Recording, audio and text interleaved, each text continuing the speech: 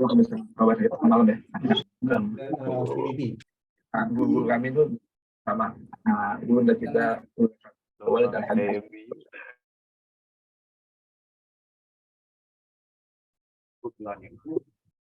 yang kepala satu ini memang ada jadi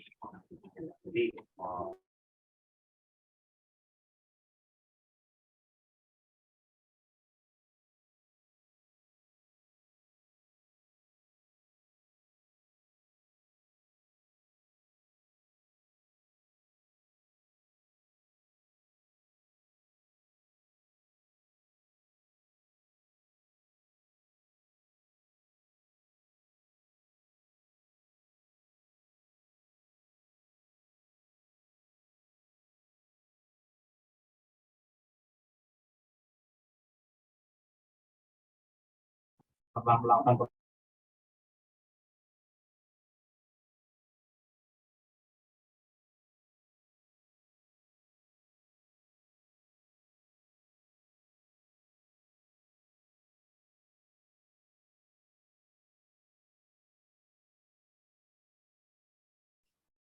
This FGD is a collaboration between Otoritas Jasa Keuangan Indonesia and Organization for Economic Cooperation and Development OECD CEFIM program. In 2 hours ahead, we have speakers from OECD expert in transition finance, representative from Indonesian government and financial institution. The first FGD we have a theme is introduction to the OECD guidance on transition finance and its relevance to help abate a sector in emerging market and developing economy.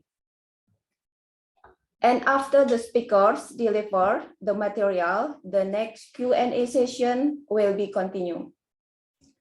Bapak Ibu, pembicara dan peserta FGD yang saya hormati, distinguished ladies and gentlemen, we will start by opening remarks from OJK and OECD. For the first, I will give the floor to Pak Jarod Suroyo, Deputy Director of Department of Surveillance and Integrated Policy for Financial Services Sector. Please, Pak Jarod.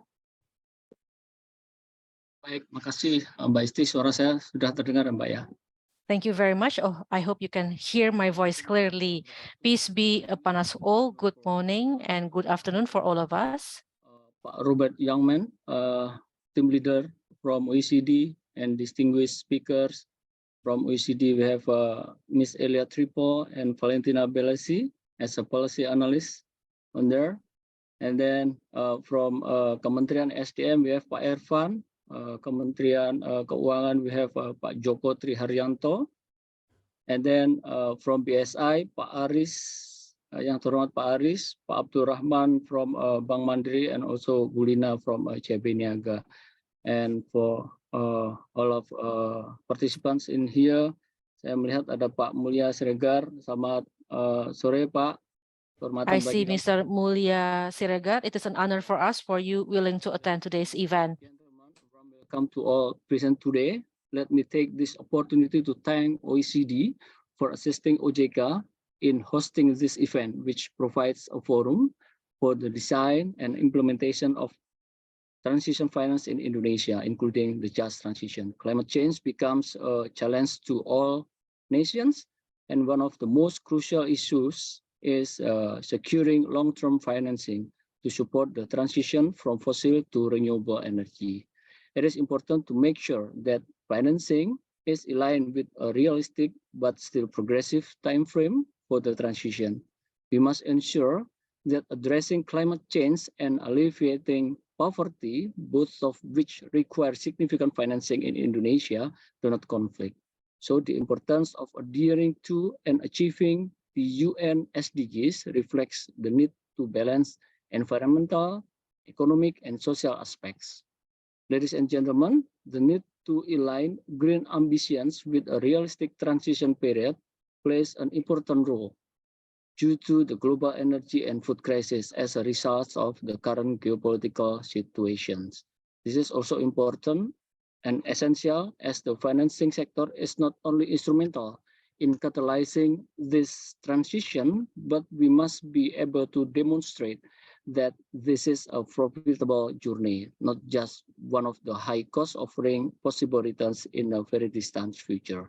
Indonesia's financial sector, I guess, is ready to contribute to setting out a realistic framework for the transition plan. Despite the pandemic's impact, we can see that financial services industry in Indonesia has performed well with manageable capital and ample liquidity. Ladies and gentlemen, transition finance can be accelerated by tools and enabling frameworks, including, let's say, green taxonomy, and then risk management frameworks for financial institutions, innovative products and markets, transparency, and policy tools. It aligns with the implementations of OJK Sustainable Finance Roadmap Phase 2, which focuses on sustainable finance ecosystem. As you may know that OJK has begun the second phase of the Sustainable Finance Roadmap in 2021, which serves as a guidance for strengthening the sustainable finance ecosystem. And one of the roadmap's most important deliverable is Indonesia Green Taxonomy. We call it THI in Indonesia. THI addresses the issue of a lack of green standardizations in the financial services industry and can be used as a foundation for the development or innovation of sustainable financial products and or services. Furthermore, OJK plans to develop guidelines and policies to further support transition finance, which focus on the coal mining sector as a government priority. Since the financing needs for a smooth energy transition are very huge, OJK encourages stakeholders to collaborate in tackling the challenges.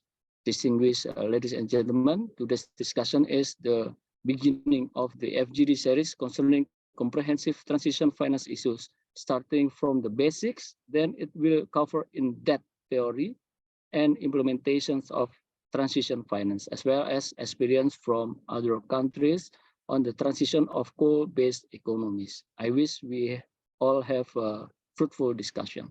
Thank you. Assalamualaikum warahmatullahi wabarakatuh. Assalamualaikum warahmatullahi wabarakatuh. Thank you, Pak Jarod, and for the wonderful remarks. And then I will give floor to Robert Jongman, a team lead, Green Finance and Investment OECD. Please, Rob. Thank you, Isti. Thank you, colleagues. I'm very delighted to open this first focus group discussion on transition finance in Indonesia from the OECD side. To transition the global economy to a 1.5-degree world, more investments in zero-emission solutions are urgently needed, while investments in high-emission assets and infrastructures have to be phased out. Green and sustainable finance has grown significantly in the last years and helped to shift the focus of financial institutions and investors towards investment into clean technologies like renewable energy. However, high carbon, energy intensive, and hard to abate sectors continue to play a key role in the economy. To meet the goal of the Paris Agreement, companies in these sectors need to have a plan to bring their emissions onto net zero trajectories, starting immediately.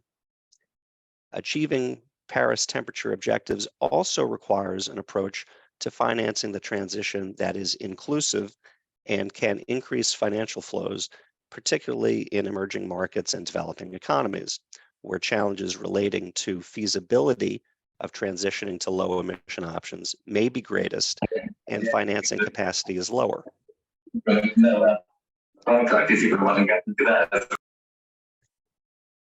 To support a global economy-wide transition, the concept of transition finance has been developed and has rapidly gained traction in the last couple of years. This has led to the proliferation of diverse transition finance initiatives, both by governments and industry. Transition finance provides a promising avenue to be inclusive of all sectors, while also bringing companies in emerging markets and developing economies into the conversation. Transition finance as a concept does not have a definition that is agreed by everyone, although most actors are starting to converge on the core concepts.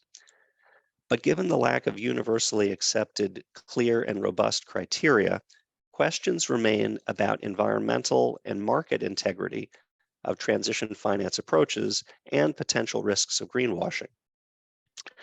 To reduce this risk and give credibility to transition finance transactions, the OECD guidance on transition finance recommends anchoring them in credible company-wide transition plans.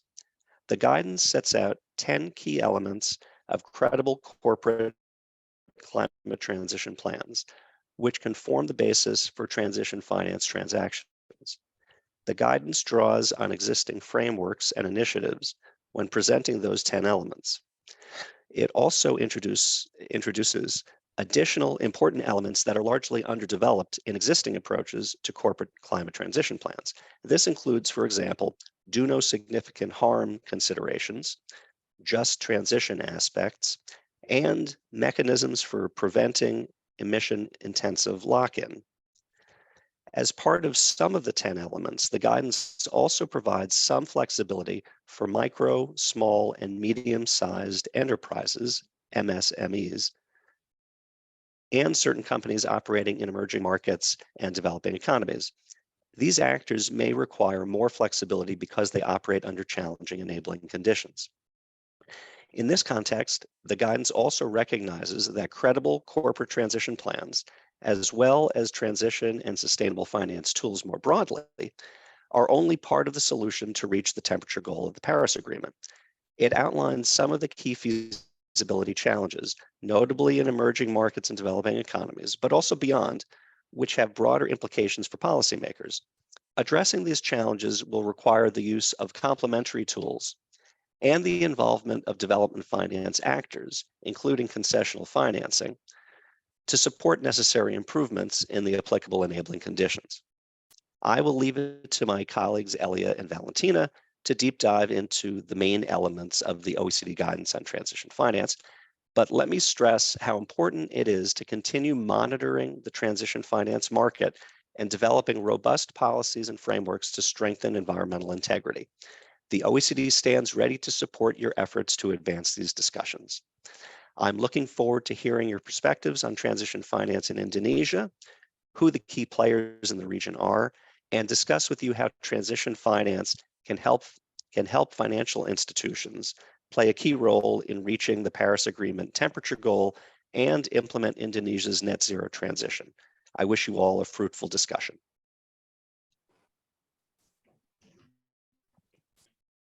Thank you, Rob, for the insightful remarks. And Bapak Ibu yang saya hormati, the first Distinguished ladies and gentlemen, the first our speaker today is an expert on at the OECD. It's an international organization that worked with the governments, financial regulator, and to overcome challenges in economic, social, and environment through policy advice, best practices, recommendation, and international standard setting. We have Elia Triple and Valentina Bellesi, Policy Analyst, Green Finance and Investment Environment Director at OECD. In this session, she will help shed some light on OECD guidance on transition finance and cover definitional issues, the challenges in transition finance, as well as elements of credible corporate climate transition plans, including when it comes to the just transition. Elia and Valentina, over to you. Thank you very much, Isti. My colleague is just getting up the PowerPoint presentation. Thank you. Let's go straight to the next slide. So good afternoon, everybody. It's my pleasure to kick off this discussion with an introduction to the OECD guidance on transition finance, together with my colleague Valentina. Just to take a quick step back and provide a bit of background in order to frame the key elements of the OECD guidance. I think our colleague Robert already provided a good overview. But it's useful to just remind ourselves what the key points are that we're trying to achieve. with this guidance. So for us, obviously, the overarching aim is the Paris Agreement temperature target, which is to limit global temperature increases to 1.5 degrees Celsius. And the relevant IPCC conclusions that state that in order to achieve that, we need to globally get to net zero by 2050 and have emissions peak already before 2025, meaning that as of 25, very rapid reductions are needed across all sectors of the economy. And as OJK colleagues and Rob have already said, especially, of course, in energy intensive and hard to abate sectors. So as you can see on the right, on the slide here, net GHG emissions were very focused in 2019 on energy production and industry. So more than 50% of net GHG emissions globally came from energy production and industry. You see a breakdown also for some of the other sectors, but I think what's important to bear in mind is that once emissions from electricity and heat production are actually attributed to the sectors that use the final energy, 90% of those indirect emissions can be allocated to the industry and building sectors. And so that's why financing solutions for how to abate sectors and energy intensive sectors are so important, and why the concept of transition finance has gained so much traction over the last couple of years. Let's go to the next slide, please. Thank you. And so against this background, we published a OECD guidance on transition finance last year. And I think as Rob already touched upon, that OECD guidance is very much focused on credible corporate climate transition plans, because while transition finance is very useful as a financing solution that can cover several geographies and most sectors in the economy. Of course, with inclusivity, you have some risk of greenwashing. And so the key thesis of the guidance is that in order to prevent greenwashing, you need to link transition finance transactions to credible entity-wide decarbonization strategies. And so that's why the guidance sets out 10 elements of credible corporate transition plans, on the basis of also a industry survey and a broader landscape analysis of existing transition finance approaches.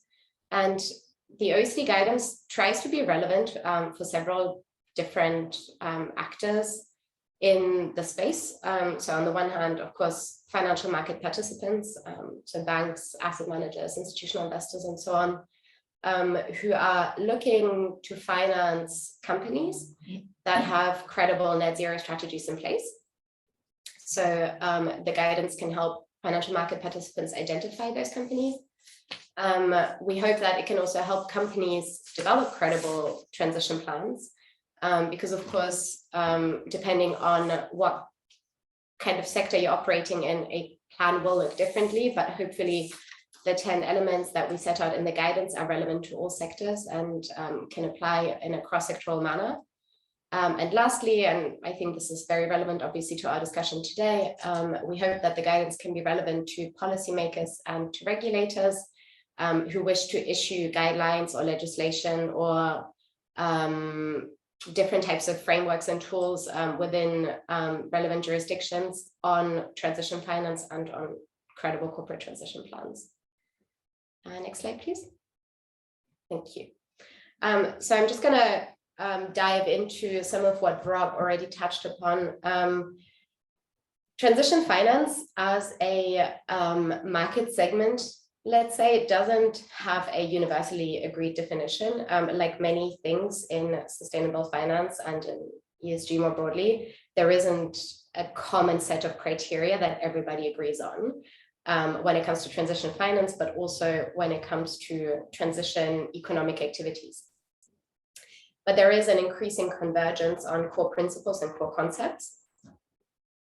And the key aspect that we found in the guidance that most transition finance approaches have in common is that transition finance is aimed at the decarbonization of entities, so companies, for example, or specific economic activities that today are very emissions intensive, that don't necessarily have a fully viable low carbon, net zero or green substitute, but that can credibly transition to net zero. So where there is a credible pathway of getting them to net zero.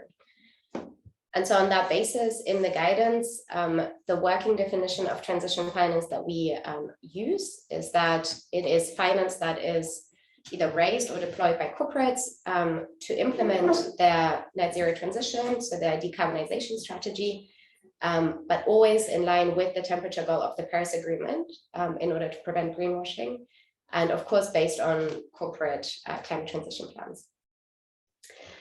And since we were talking also about green taxonomies earlier, and we will get, I think, back to that a bit later on, just to clarify how transition finance fits in with the broader sustainable finance and green finance space.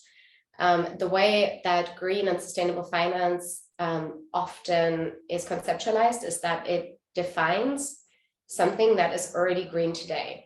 So very often it's a way to set out a definition for something that today is sustainable or today is green, like, for example, renewable energy. And so it's often this kind of point in time assessment.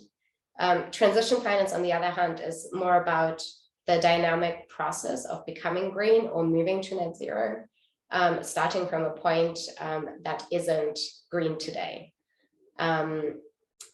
So it's much more focused on the process of decarbonization rather than just specifying what today is already net zero. I think we can move to the next slide, please. So in the guidance, we have developed a stock take of what we consider to be transition-related financial instruments. And we saw that transition finance to date has been mainly extended through fixed income instruments, namely sustainability-linked bonds, SLBs, and sustainability-linked loans, SLLs, and to a much lower extent also transition bonds. And I'll focus more on SLBs and SLLs, which are a relatively new instrument.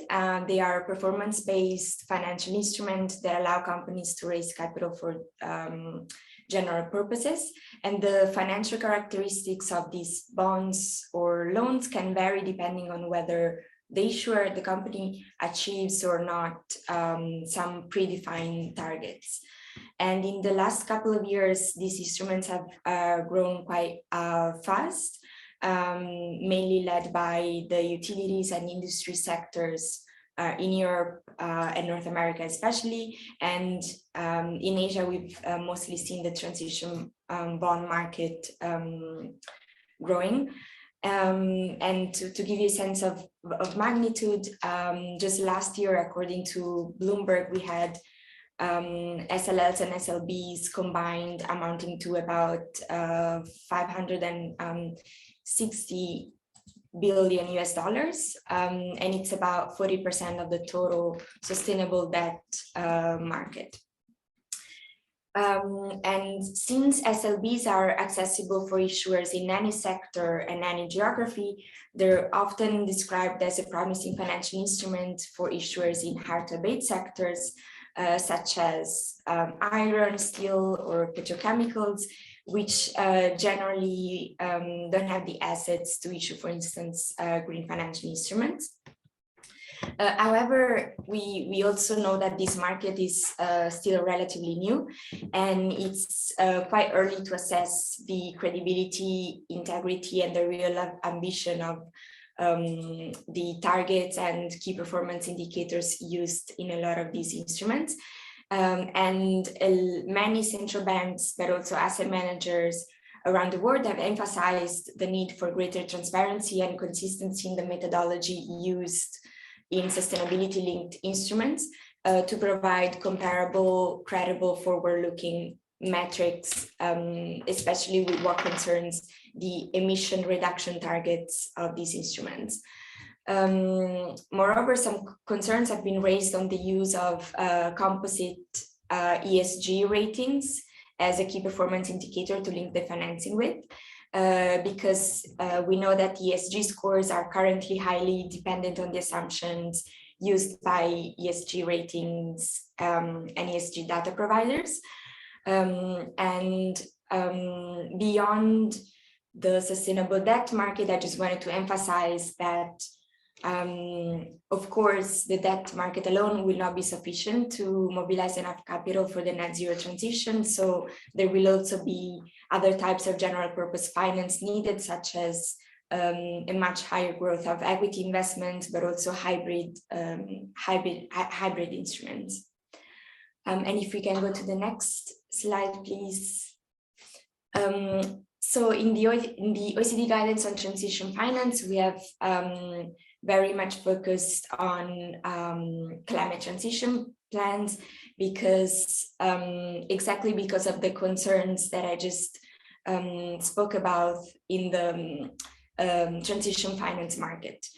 And I will first give you a definition of what we consider to be a credible transition plan, which is a time-bound and cross-cutting action plan that clearly sets out how a company intends to achieve its transition strategy, and also reach its goals and its targets to transform the entire business model, operations, assets, and also relationships, for instance, with suppliers and customers, towards low-emission, climate-resilient pathways, which are aligned to the temperature goal of the Paris Agreement. And why are transition plans so important? Well, because since, as I said, transition finance is really directed at the systematic transformation of a company, providers of transition finance should be in a position to assess whether the economic and environmental integrity of the business strategy of a corporate is fit for purpose. And we think that the most suitable instrument to convey that information to, for instance, financiers is a credible climate transition plan. However, we've seen that despite investors' calls and expectations for companies to increase the disclosure of transition plans, to date, really only a minority of companies are developing these plans. And as you can see in the right-hand chart, CDP, which is one of the largest databases of corporate climate disclosure, according to the latest CDP report, we see that only about 22% of the companies that have disclosed data to CDP have a climate transition plan in place. And in the latest report, it's also found that amongst the ones that do have a transition plan in place, not even 1% of these companies have a credible transition plan that aligns to the various indicators that generally denote the credibility of such plans. Moreover, we know that only about 9% of the companies that have disclosed their data to CDP have a publicly available transition plan. So the disclosure is really low. And if we can go to the next slide, please. In the last couple of years, we've really seen a growing number of initiatives by industry, non-governmental organizations, think tanks, but also governments, to provide principles, analysis, guidance, and frameworks on what constitutes a credible transition plan. And in this slide, you can see a broad categorization of the different initiatives existing on transition plans. The first one is disclosure frameworks. As you know, some public authorities, both at a national level as well as at an international level, they're beginning to develop disclosure standards related to transition plans, and also providing guidance to market actors on how to develop credible plans within jurisdictions. The second bucket relates to validation and assessment services. This includes the several initiatives that help companies, for instance, set transition targets, validate them, or develop transition plans. The third bucket is pathways and methodology, and this includes the growing number of initiatives that provide analysis, guidance frameworks on transition pathways, transition methodologies, and guidance to set emission reduction targets. And the last bucket includes data collection and analysis, so those entities that collect data on transition plans and analyze them. And there's also a final bucket of initiatives that is not included in the slide, but I would like to highlight here, is the range of transnational initiatives that are starting to develop more coordinated high-level principles that can help guide different national and regional initiatives, such as the G20, that last year under the Indonesian presidency has developed a transition finance framework with high-level principles, but also, for instance, the IPSF, the International Platform on Sustainable Finance. And I'll leave it here for now, and if we can move to the next slide, I'll hand it back to Elia. Thank you. So this slide is just to support again what Valentina just said, which is that there is this mushrooming of different types of initiatives around transition finance, and in particular around transition plans.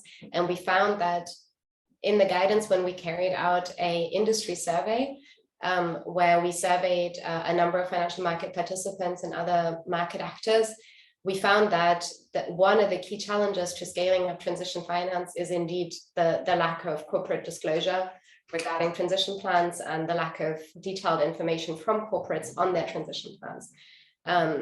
And we do think that goes a way to explain why there are so many initiatives today that focus on transition plans and focus on setting out what should be in a transition plan, and how to standardize that across different types of markets. The guidance sets out a couple of other types of key challenges, which you can see on the slide here. And the main reason we wanted to show this briefly is just to highlight that, of course, transition plans are very important, but they are not the only tool in the toolbox, and they don't work in isolation. So it is very difficult for a company to put together a robust and credible transition plan that is Paris-aligned when there isn't a minimum level of an enabling framework within the jurisdiction where that company is operating. And you can see that to an extent on this slide, but also especially the fact that you need a Paris-aligned country level sectoral transition pathway for a company to be able to set out a transition strategy that is credible and that can operate within that jurisdiction. Let's go to the next slide, please. This is also linked to the previous point that, again, transition plans are very important, but they're not the only tool in the toolbox.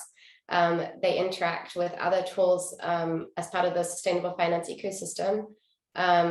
And I think, again, colleagues from OJK have already mentioned the green taxonomy. So that's a very key tool. Some jurisdictions don't have taxonomies. They have other types of tools that can have more or less the same effect. So in this slide, you can see an overview of how we view transition plans, corporate transition plans, and their interaction with other types of tools in the real economy and in financial markets.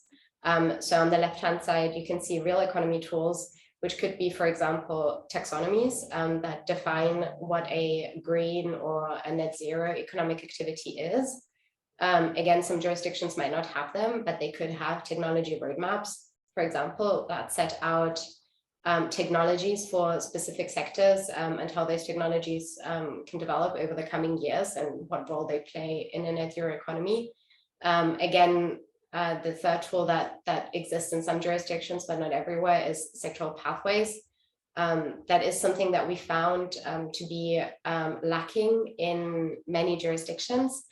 And we consider that a sectoral pathway can be extremely useful in addition to a tool like a taxonomy, because it can provide this more kind of dynamic and forward-looking pathway of where a industry needs to go, and that can help companies orientate themselves within kind of the next 20 to 30 years, so they can see where their strategy needs to pick up, where they might have a bit more time and where they need to invest. And so those real economy tools can fundamentally inform corporate transition plans. Again, transition plans require several other elements, and we will go into those in the next part of the presentation.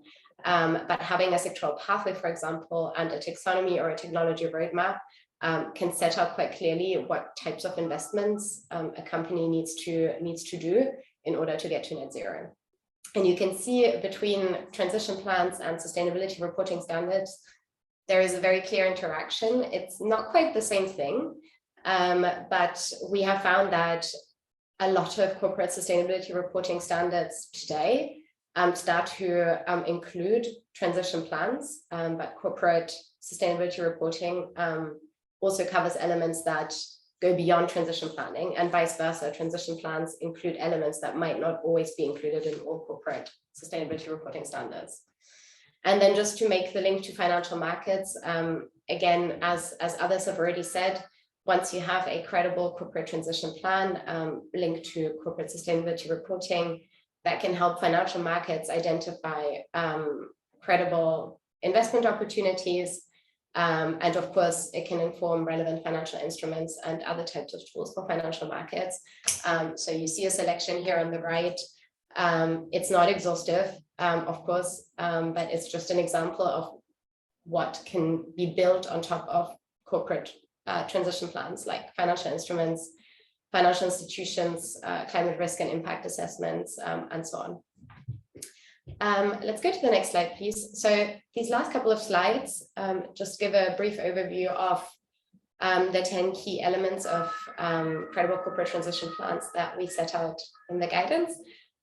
So we're not going to go through those in a huge level of detail, but we just want to give a brief overview so you have an idea of what's in there, and then in subsequent discussions we can zoom in on those. Of course, the very first element is a overarching temperature goal and a net zero target that is also supported by interim targets. So net zero and interim targets have to be science-based, and they need to be consistent with an IPCC 1.5 degree reference scenario and cover all relevant GHG emissions. So we say that they need to be consistent with an IPCC 1.5 reference scenario. That does mean that it can be a different target depending on what type of sector a company is operating in, and also what kind of jurisdiction a company is operating in. So some sectors will need to get to net zero much before 2050 because the technologies are available, for example, and other sectors might not be able to get to net zero by 2050, like agriculture, for example, for lots of different reasons. But overall, there needs to be a justification of how a net zero target for the company in question is consistent with this type of reference scenario. We do also specify that in some cases, companies may have to choose a reference scenario that's consistent with limiting warming to below 2 degrees instead of 1.5 degrees. And that can be the case, for example, in certain emerging markets, and also for certain companies in specific sectors where it might just not be possible to be consistent with 1.5, but it should be possible to be consistent with below 2 in order to ensure Paris alignment. As I mentioned just now, and just linking back to the previous slide, those targets should be supported by and based on the relevant sustainable finance toolbox that is available in that jurisdiction. So notably sectoral pathways, which are really key to ensuring credibility from an environmental point of view, but also, for example, technology roadmaps and of course taxonomies, if they are available. The key point is that the plan should clarify and specify what kind of future technologies the company intends to invest in order to get to the net zero target. And then, of course, all of that should be supported by relevant metrics and KPIs, which should cover life cycle GHG emissions, and they should be measurable and externally verifiable in order to ensure environmental integrity. The guidance does set out that targets and all the relevant reporting should include scope 3 emissions. And the omission of scope 3 emissions should be very limited, and it should be clearly justified and explained. It's clear that in some cases, for some companies, it's not possible to include all scope 3 emissions, but the company should provide a justification and clearly explain why it wasn't possible. Like, for example, because of difficulties in mapping the relevant supply chain, for example, and the emissions of the supply chain. Let's go to the next slide, please. Thank you. Connected to that, there is, of course, a large debate around the use of carbon credits and carbon offsets and to what extent they need to be used in order to achieve net zero targets. I think most of us are aware that carbon credits and offsets can decrease the credibility of a decarbonization strategy of any type of entity, because there's always the risk that an actor will simply buy carbon credits instead of actually mitigating his own or her own GHG emissions. So the guidance does recommend that carbon credits and offsets should be really limited, and it should be really carefully explained what they were used for and why they were used, so that a situation is avoided where credits are used instead of meaningful mitigation action. And then again, connected to this, this is more of an overarching point which connects the previous 4 elements. There needs to be a very clear strategy within that plan that sets out the concrete actions that the company intends to take in order to achieve its targets. Because there is obviously a risk that a company would set a target and there is just no clear explanation of how that target will be achieved. And in this particular context, since often we are dealing with very emission intensive sectors, it's very important that companies assess what kind of risk they have when it comes to emission intensive lock-in. So for example, when there are very high emitting assets that are on the company's balance sheet or that the company is still planning to continue to invest in, it needs to be very clear how those investments and those assets can be consistent with a Paris-aligned net zero target. And the company should explain what kind of safeguards they are putting in place to prevent lock-in for those particular types of assets and infrastructures. That's the first half of the 10 elements. I'll hand over to Valentina for the second half. Thank you, Elia. So the 6th element really refers to the fact that a transition plan should ideally consider not only mitigation-related goals, but also other environmental and social objectives, by ensuring that no significant harm is done to the other objectives. We know that often there are trade-offs, but also synergies between, for instance, mitigation, adaptation, or biodiversity objectives, and to the extent possible, the transition plan should ensure that these synergies are taken into account.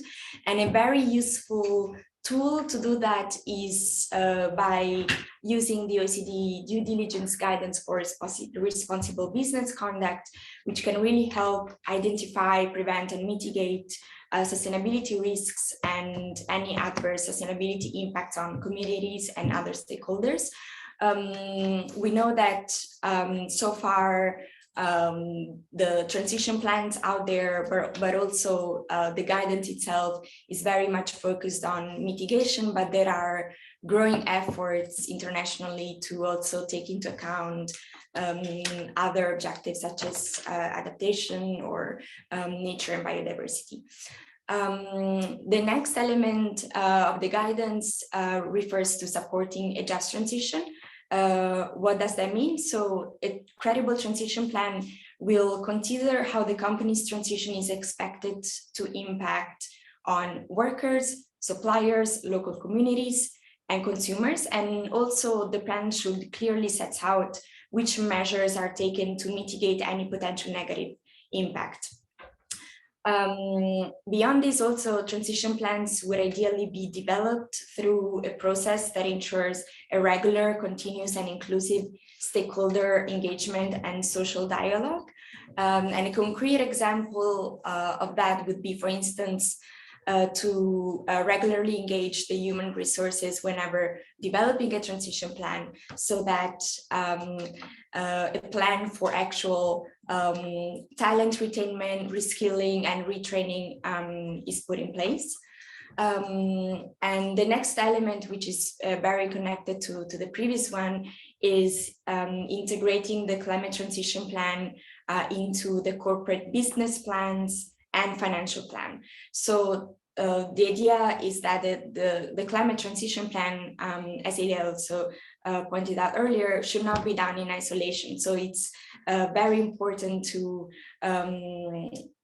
take into account, for instance, how the transition plan will impact any financial needs or commitments for capital expenditures, operating expenditures, mergers and acquisition activities, or research and development expenditures, which will be needed and necessary for the delivery of the transition plan and to reach the related targets. And if we can go to the next slide, please. The next element refers to ensuring sound governance and accountability by taking really a whole of entity approach and ensuring that the design and implementation of transition plan is subject to regular monitoring and reporting, but also it's subject to senior management approval and oversight. And it's really important that the process really involves all relevant stakeholders along the way. And the final element focuses on ensuring transparency and verification, for instance, through labeling and certification. And this mainly refers to the fact that a transition plan from the outset should really sets out how progress to reach those targets is regularly disclosed. For instance, how often progress should be disclosed either internally and externally, and also how third-party verification of the plan and the targets is conducted. We know that this is not always possible. Verification can be costly, for instance, for small and medium-sized enterprises, but it can be an important way to build trust and ensure that ensure the credibility of the plan. And I will leave it here. Thank you very much for the attention, and I look forward to the discussion. In case you have any question, please don't hesitate to reach out to us. You can find the contact points here, but we will also share the slides with you all later. Thank you. Thank you, Valentina. Elia, hopefully this presentation has given us a new insight about all transition finance and give inspiration in Indonesia. And saya sapa dulu, terima kasih atas kehadirannya. I would like to say thank you for your attendance, Mr. Mulya Siregar. Di FGD ini, terima kasih kehadirannya. Thank you so much for attending this FGD. Now we are moving the next speaker from government. This session will allow the governments to present the importance of implementing the just transition, the Indonesian transition finance strategy, who are the key players in establishing transition finance, and how transition finance is implemented in ASEAN countries. The first speakers, I will give the floor to Bapak Associate Professor Joko Triharyanto, Climate Finance and Multilateral Policy, Ministry of Finance. Please feel free, Pak, if you will present in English or Bahasa Indonesia. Pak Joko, over to you. Yeah, thank you, Ibu Isti. Sorry, forget the name. Yeah, I will present our initiative regarding on the energy transition mechanism, particularly when we set the tone and also a good initiative lesson learned, best practice from the country perspective, and perhaps I will started from our climate agenda. So like another country, Indonesia also have a very good commitment on the climate issue, particularly when we improve our international commitment through the enhanced NDC, including our credibility on the transition energy plan. So if we reverse from our first NDC issued in 2016, we set our target reducing GHG emission almost 29% by domestic effort. And if the international community can support us, of course, we promise that we can add our target almost 41%. If we look from the sectoral, the forestry, of course, still dominant, but energy quite challenging, because when the government will increase the prosperity, of course, energy will increase at the same level. In 2021, during the pandemic era, the pandemic COVID, the government of Indonesia also updated our NDC. We add the fisheries and also maritime as the new issue under the adaptation. And at the same time, we also issued our policy navigation, particularly for the medium and long-term strategy. We call it long-term strategy for low carbon and climate resilient 2050. And at the same time, we also issued non-legally binding regulation related with our commitment to get the net zero emission 2060 or sooner. And from the domestic regulation, this target is already embedded under the presidential decree number 112/2022. If we compare our net zero emission target 2060 with another country like G7 minus Germany, like Germany itself, like South Africa, Singapore, Australia, and also other countries under the G20, perhaps Indonesia is not bad, because when we try to set the net zero emission target at the same time last year, actually, we also increase our commitment under the enhanced NDC. So from 29%, we increased our target almost 31.8% from the national budget. If the international can support us, we promise that we can achieve 43.2%, and mostly dominant from the energy as well as from the forestry sector. From the government itself, we also release our policy measure regarding on the strengthening and also foster our enhanced NDC commitment. We try to set new regime under the carbon pricing, implementation carbon trading, as well as a carbon tax at the same time. And we also provide the government reform from the national and also central budgeting system, particularly on the climate issue through the climate budget taking. And also we announce our initiative with MDBs through the energy transition mechanism. And through the energy transition mechanism, perhaps we try to cook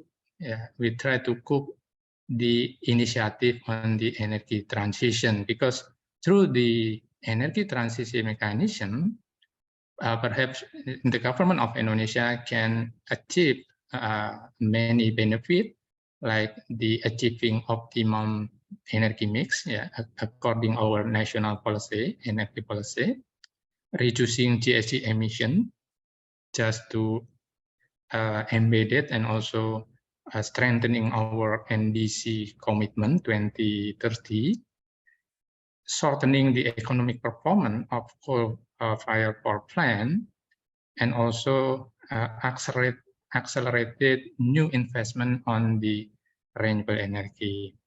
And from the challenge, we also face the efficiency from the limited fiscal capacity, particularly from the central government, and also related with the just transition paradigm, especially for affected worker and also community, and affordability by the fiscal capacity and also electricity consumer.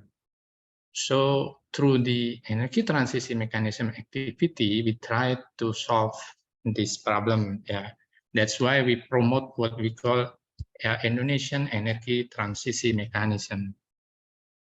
A bit different with the other country approach, such as Vietnam, Philippines, or South Africa, because the first time when we launched our initiative regarding on the energy transition mechanism, we appointed PTSMI as the Indonesian Energy Transition Mechanism country platform. Why we put PTSMI as an Indonesia Energy Transition Mechanism country platform? Because we learned from the South African case. When we discuss intensively with the colleagues from South Africa, we looked that they feel the ETM in the South African case relatively pushed by the international, not driven by the national entity. That's why our minister gave us the direction before we start the implementation of Indonesia Energy Transition Mechanism. First, we put our modality. That's why we choose PTSMI, we appointed PTSMI as the Indonesian country platform, just to run the energy transition mechanism activity.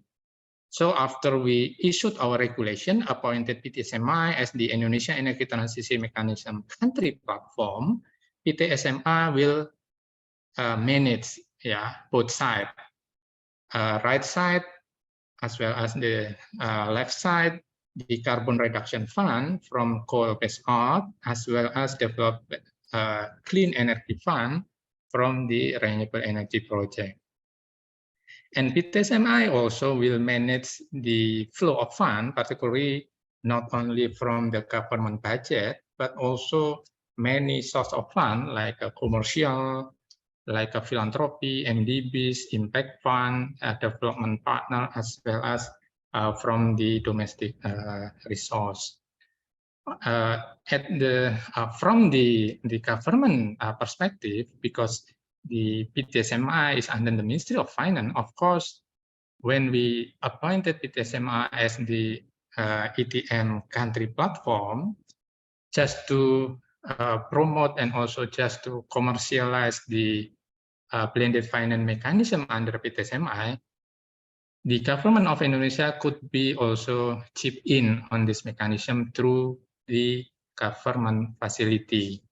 That's why we also issued the proposal of the government facility regulation, still on the final discussion among us, how to give the government facility through PTSMI just to embed it, just to blend it the financial mechanism on the energy transition mechanism. So through this mechanism, perhaps PTSMI can give several facilities related with the de-risking commercial loan, concessional loan, low-cost financing, equity, or other government facility. So this is the basic business process from Indonesian energy transition mechanism run by BTSMI as the country platform. And this slide will tell about the Indonesian current status, the updated status on the ETM itself. We already soft launching during last year G20 presidency, current launching from the ETM country platform.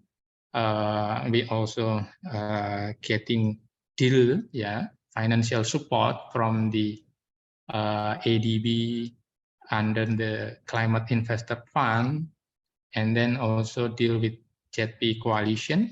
We got almost 20 billion US dollar, consists from 10 billion from the commercial private fund and also public fund. From the non-economic perspective, because we reverse from the just transition paradigm, we think that talking about the early retirement, talking about the energy transition mechanism, not only discuss about the financial aspect, because we reverse from the just transition paradigm.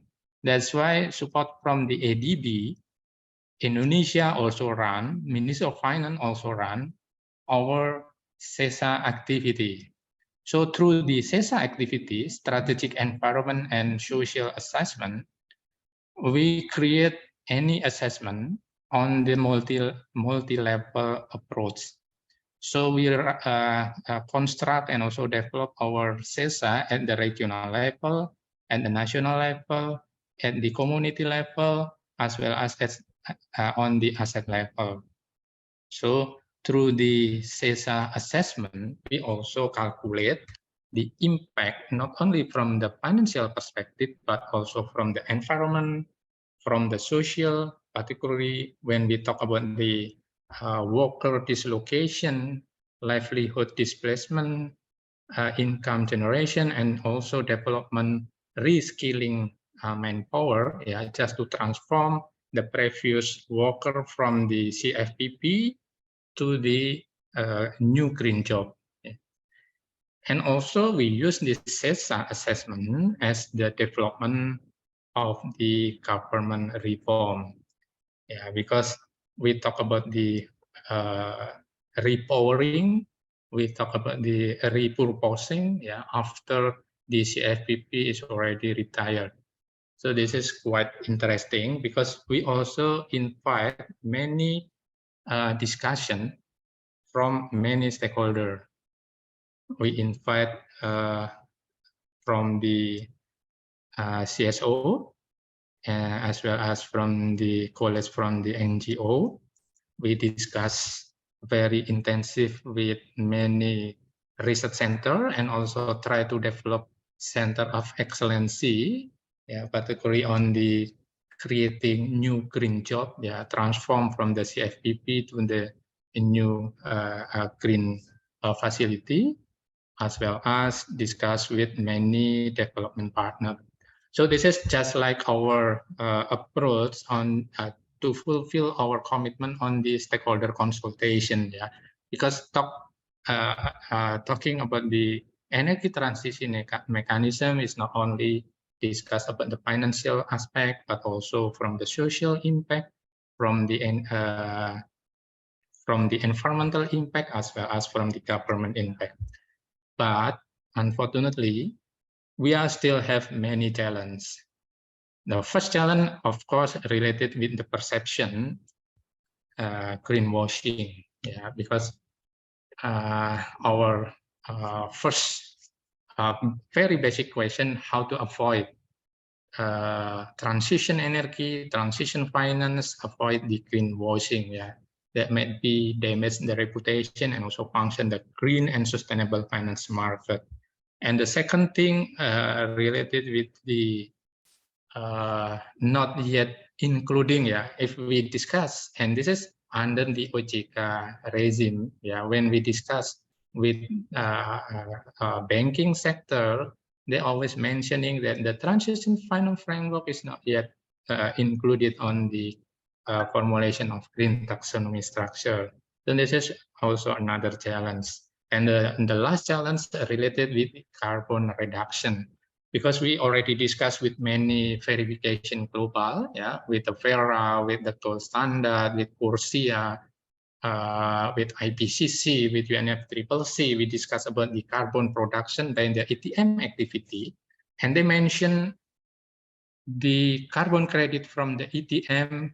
And now we cannot sell, yeah, because they are still classified on the carbon avoidance, not yet classified as the carbon reduction.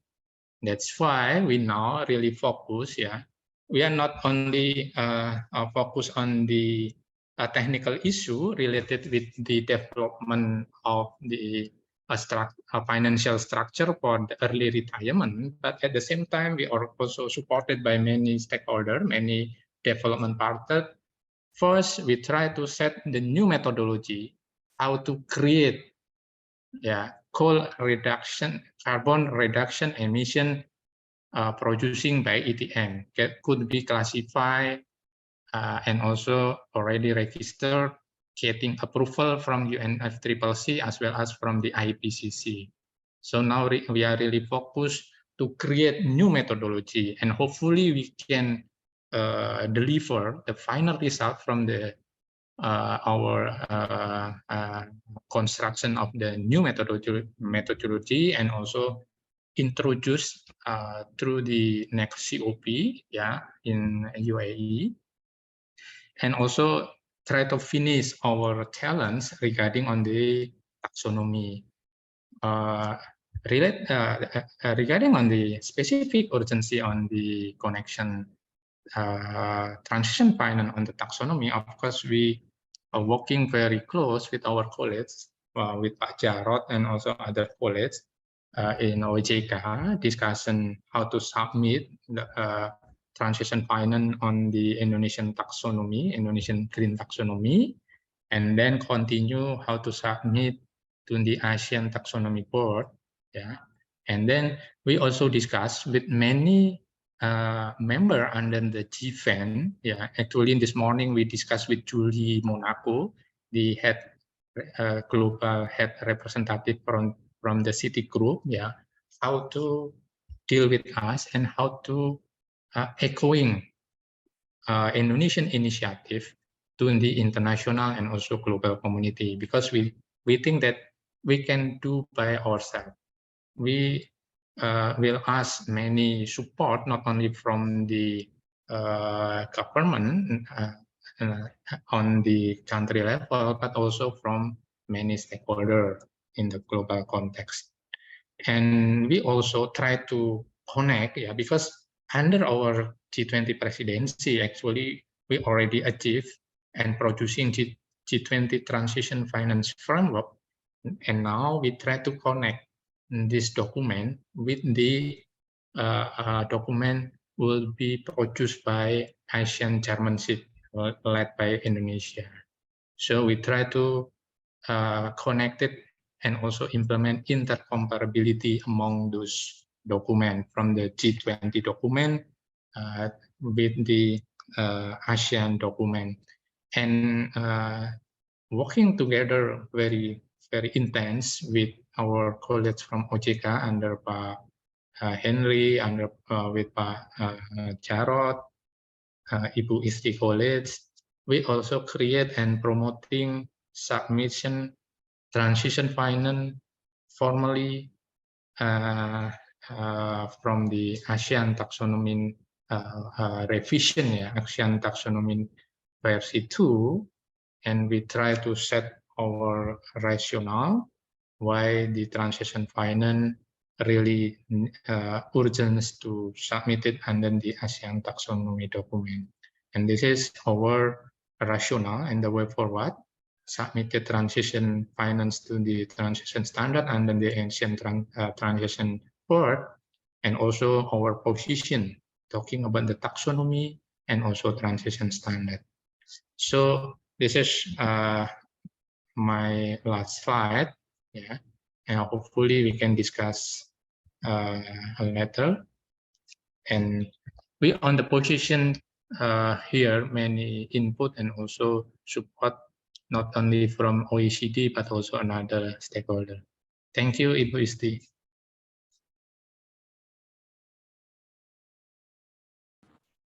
Thank you, Pak Joko. This presentation was very interesting, and where Indonesia already has the transition program, I think especially in coal sector through the ETM energy transfer mechanism program.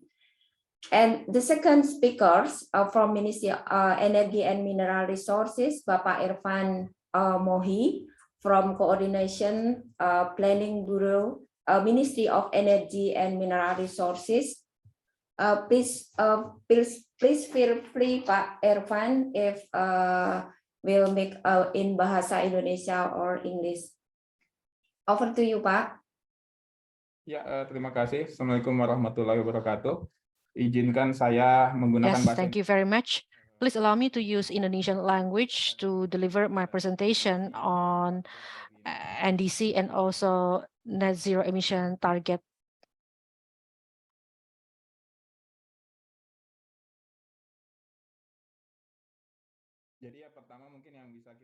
First, what we can observe here, we talk about the impact of climate change.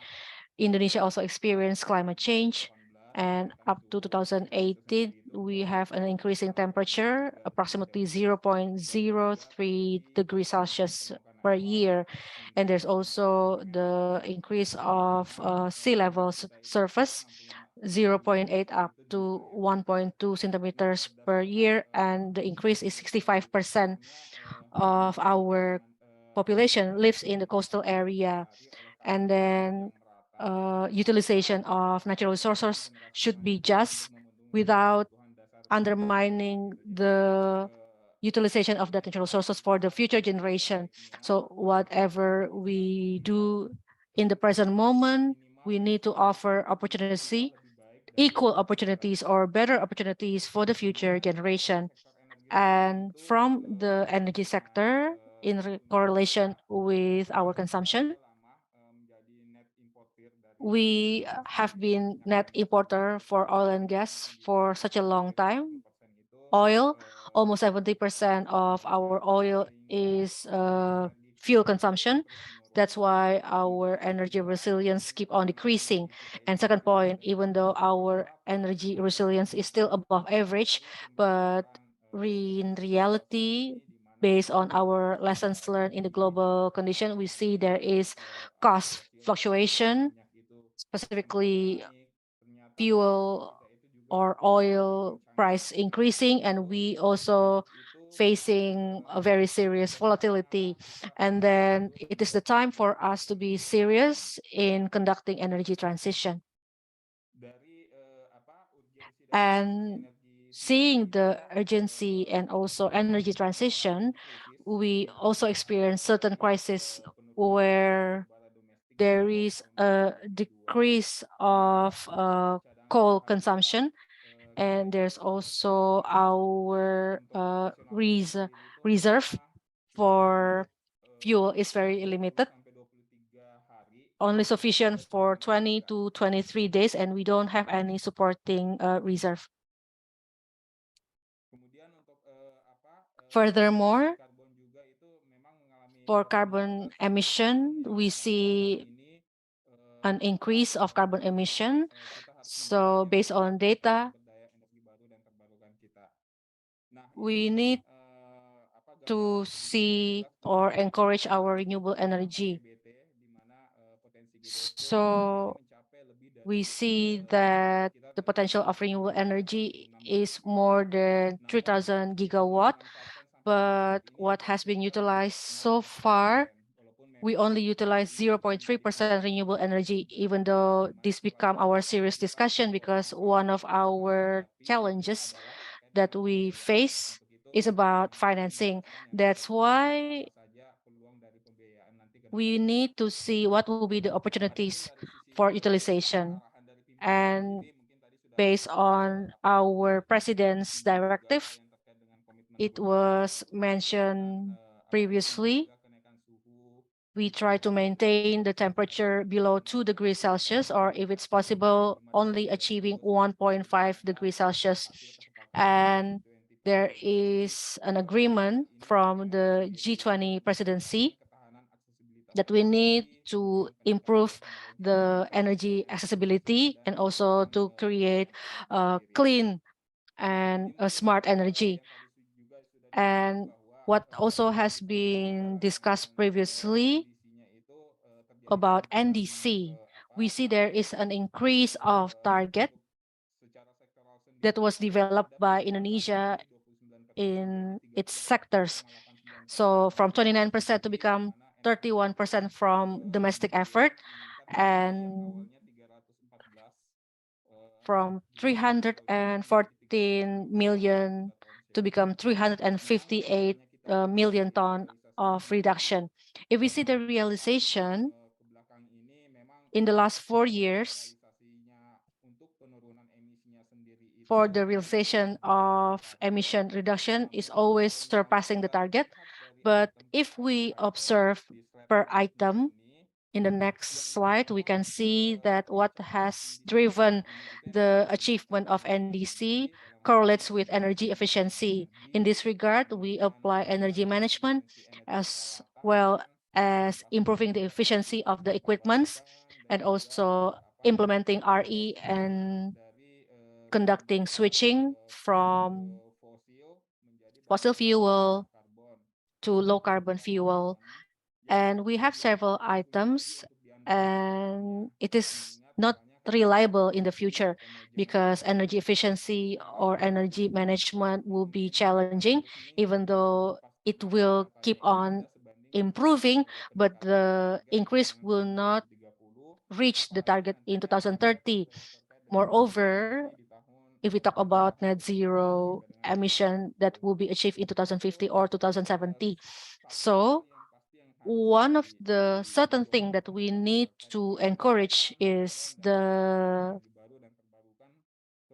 use of renewable energy and new energy, specifically in power generation. And to improve the target in the power plant sector, we need to replace the role of the coal-fired power plant. Actually, the government already have a plan regarding coal-fired power plant. This program has been discussed so many times, but the main point here is beyond the assets of utilities or PLN. We need to find out about the financing. There are 3 schemes of financing that may support the program of retirement for coal-fired power plant. And to utilize RE, we will apply carbon tax, carbon trading, as well as implementation of Just Energy Transition Partnership or GATP, and also energy transition mechanism that was explained by Mr. Joko. So I will not continue about ETM in this slide. So we see there is an opportunity that we can gain capital, whether based on constitution and also based on the private sector that would like to develop this effort. We see there is a huge opportunity. And of course, we see the challenge because Indonesia just started to implement these measures. So there will be initial dilemma. And for us, it is quite normal. And the challenge should be faced one by one. For example, for early implementation, we still enable the exchange of emission between power plants. So those will have emission deficit. So it is exceeding the threshold. Later, there will be trading between the power plant, which has emission below its threshold.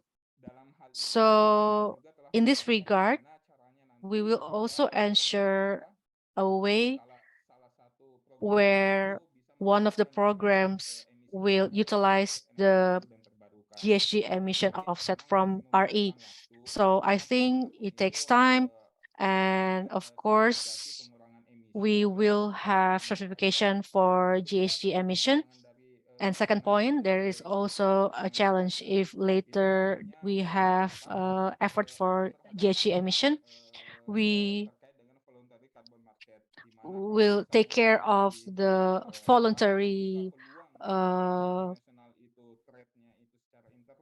carbon trading. If it's an international trading, automatically we need to ensure that we have a target to reduce the emission. We don't want later, if we are opening international market, we don't want that we cannot claim the emission reduction in the national level. So those are challenges of the policy, and we will require further discussion. And second challenge, the inventory of renewable energy power plant and other activities to reduce emission from the building sector, transportation sector is not well recorded. That's why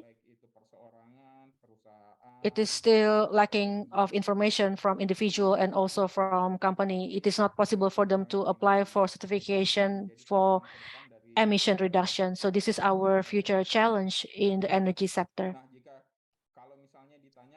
So if people ask, how about the role of the Ministry of Energy and Mineral Resources regarding voluntary carbon market? We need to be cautious whether we need to encourage in the international level, or would we do gradual efforts so that our main objective is not to disturb the roadmap of our national NDC up to the net zero target.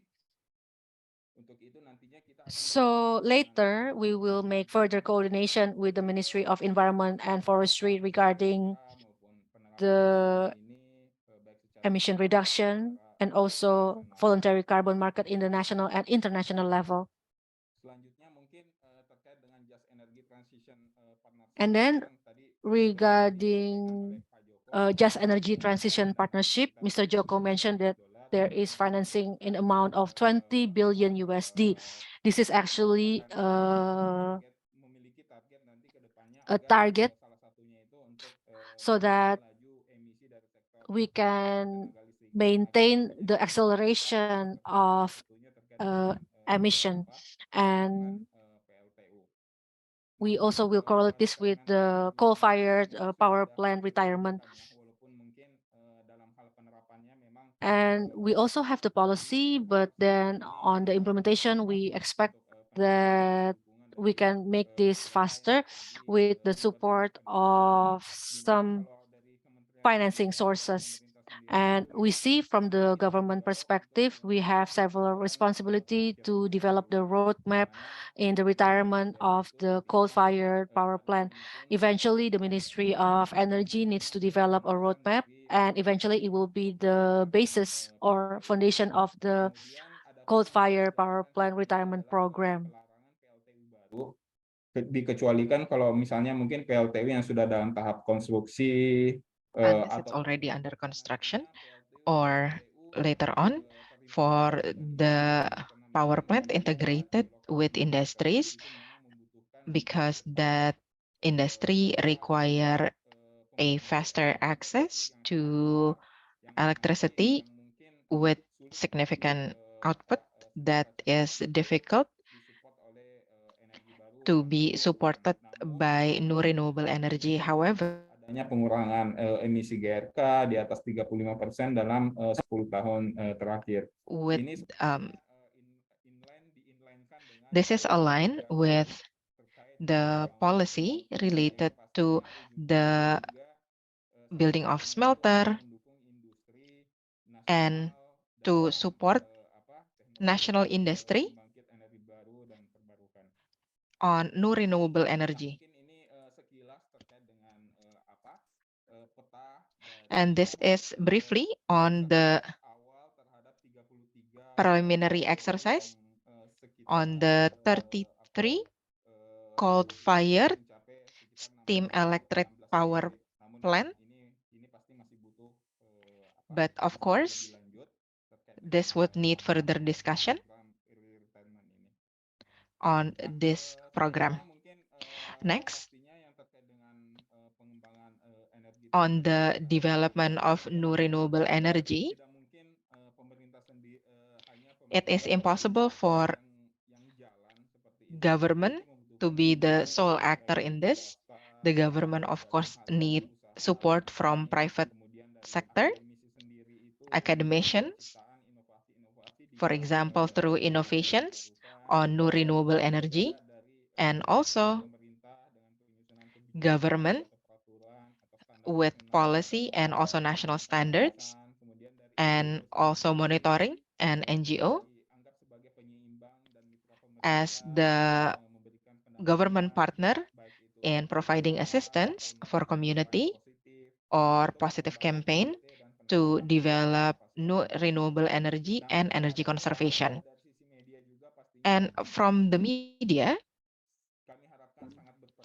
we hope that media would play a role to create awareness in society on the importance of new renewable energy and energy conservation, because in the end, it is the community that will determine, or one of the main actor that would determine which new renewable energy that has higher demand, for example, for domestic use and also for transportation.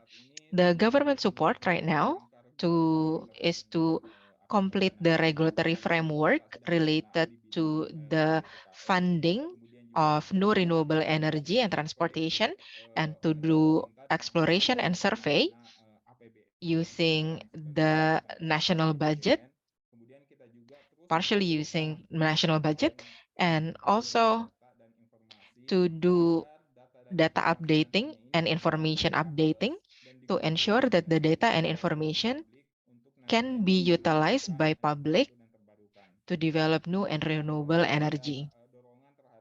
And also to encourage the innovation of technology and utilization of natural resources, and to facilitate issues that might arise from the building of new renewable energy power plant, and to continue cooperation and collaboration with relevant stakeholders, such as the ministries or energy stakeholders, banking sectors related to the new renewable energy. And this is just a brief on the strengthening of new renewable energy regulation. We have government regulation number 112 of 2022. And this is issued to make sure it is more legally binding. And we also have Presidential Decree number 11 of 2023 on provincial government role in the development of new and renewable energy. And right now, along with Parliament, we are currently completing our plan on new renewable energy that includes various items related to energy transition, related to funding, and also the other type of energy, authority, licensing, price, incentives, and so on. And when we're talking about energy transition, on how we develop new renewable energy, all these things would take a quite long time. And the Ministry of Energy and Natural Resources would, of course, still look at the role of fossil fuel energy to support energy transition. For example, oil and gas, a stable energy, and the type of energy that we can get with high continuity is gas, because gas still emit emission, but it's lower than fossil fuel. Therefore, we hope that gas can play a role during the transition on new and renewable energy. And for coal, in which the reduction of emission related to its activities, methanol, and these projects are supported by CCS. And for your information,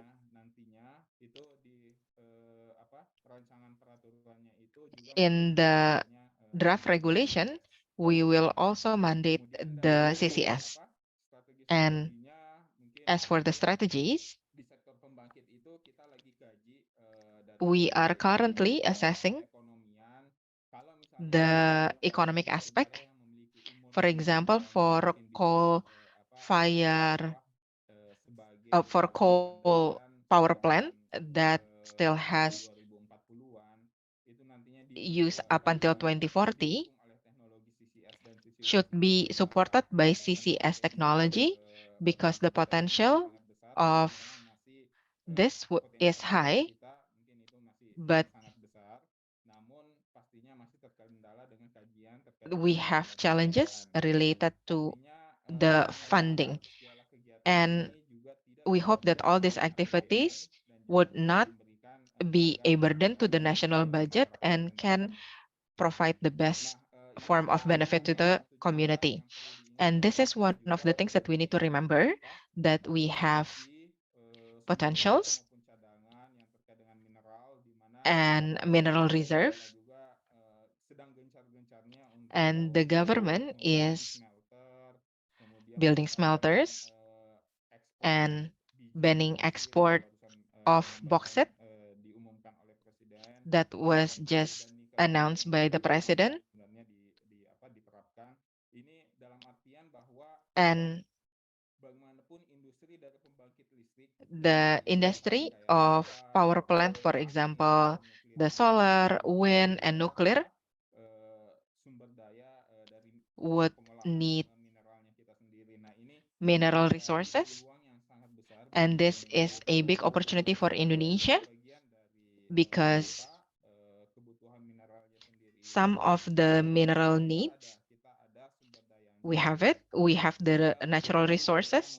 It is just how we have the capacity to make sure that we can have value-add activities, and we develop the industry upstream to downstream, and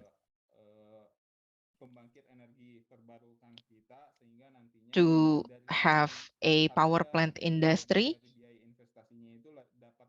to allow a more affordable investment cost and price that would be able to compete with fossil fuel energy. That would be all from me. Thank you for the opportunity. Wassalamualaikum warahmatullahi wabarakatuh. Thank you, Pak Ervan Mohi, for conveying the program and target from Ministry of Energy and Mineral Resources to net zero emission in Indonesia. And Bapak Ibu pembicara dan peserta Ladies and gentlemen, FGD, speakers and also yang saya participants hormati. of FGD. Next, we are moving from financial institution perspective, and decision will look at recent effort from financial institution for financing the net zero transition process of the coal and coal mining sector, in addition to existing sustainable finance initiative to support government and financial regulator to fulfill the Paris Agreement temperature target and support sustainable development. We have a key speakers, a representative from government, private, and a Sharia bank. And the first speaker from Bank Mandiri, Bapak Abdul Rahman, Head of ESG Strategy and Portfolio Management Pak Abdul Rahman, please feel free if you will in Bahasa or in English. Over to you, Pak Abdul Rahman.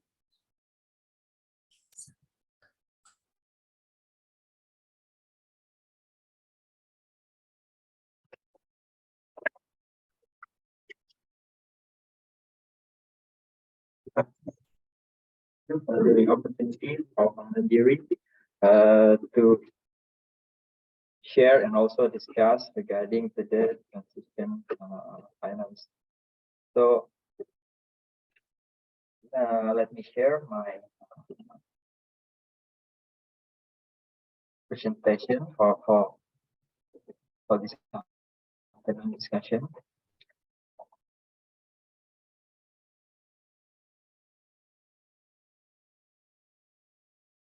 So I think regarding to the sustainable finance implementation, Bank Mandiri has prepared a sustainable finance action plan, or we call it RAKB, according to 3 points of priority and principles as mentioned in POJK number 51 in 2017.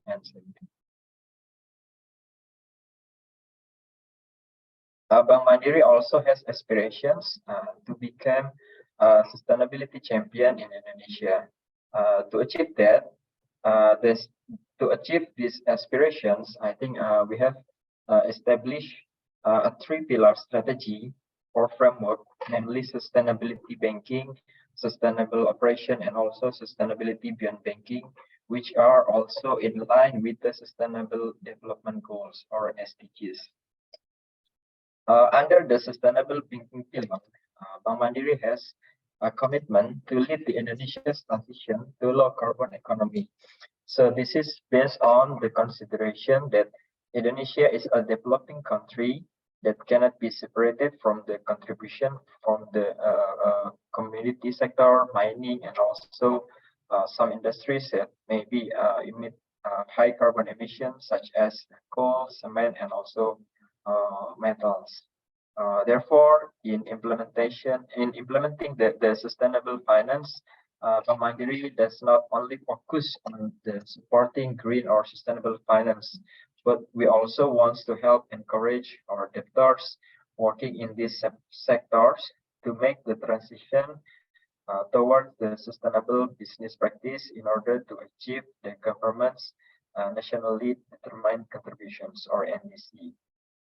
So as for the sustainable operation pillar, we also have the commitment to achieve net zero operational carbon emissions in scope 1 and scope 2 by 2030. So this means that Bank Mandiri as a corporation is also making the various efforts to reduce our own carbon emissions from the operational activities, including the use of the technology and also digitalization in our banking service.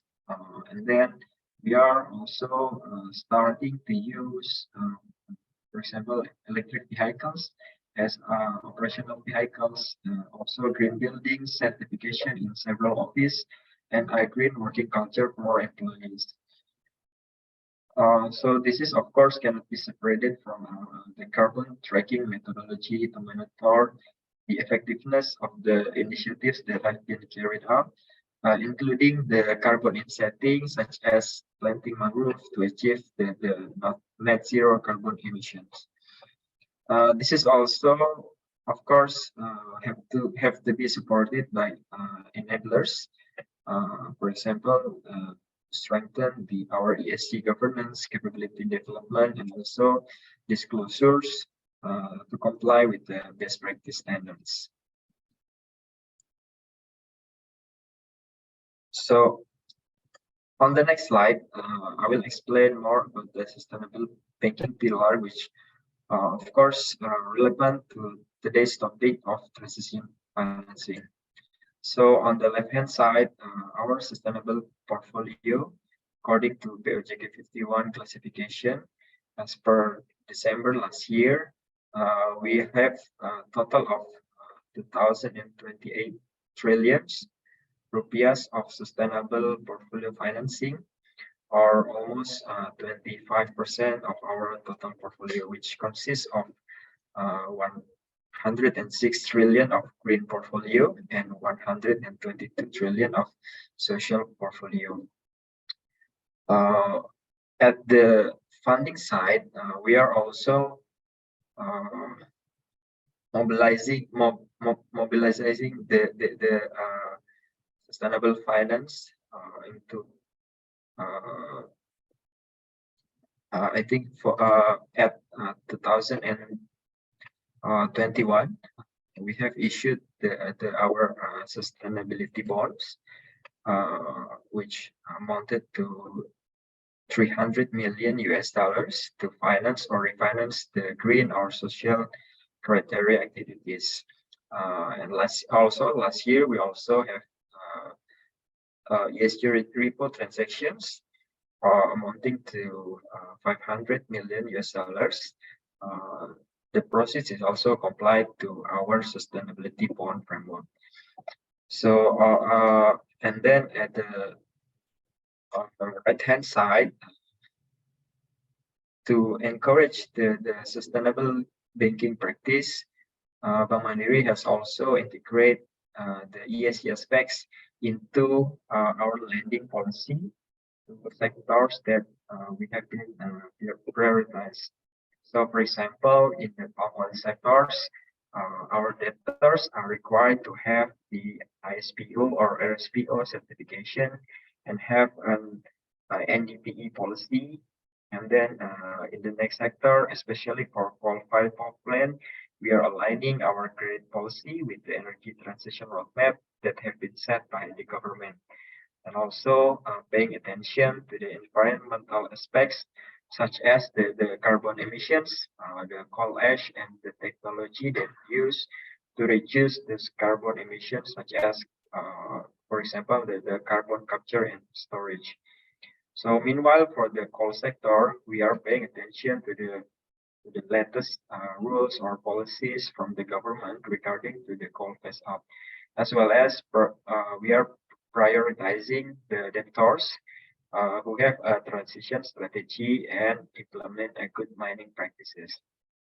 So meanwhile, we observe that some of our debtors, especially in the corporate segment, have a transition plan and strategy. From initially being a coal mining company, they are divesting from the business activities related to coal mining and switch to energy company, which they are expanding into new businesses such as renewable energy and also the electric vehicle ecosystems. On the next slide, as our commitment to lead Indonesia's transition to low carbon economy, so we are implementing those initiatives by providing transition finance instruments such as sustainability linked loans. I think here we have two of examples that of the SLL transactions that have been done. We have our debtor in the cement industry. So right here we act as ESG coordinator. So we sit together with the debtors and then we set the framework. We are setting the targets and also the sustainability KPI. Under this agreement, if the debtors can reduce the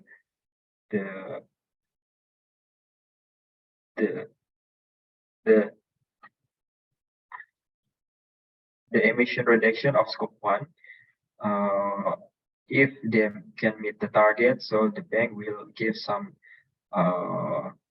initiatives regarding to the interest rate, and then if not, the debtors will have some penalties regarding to the interest rate.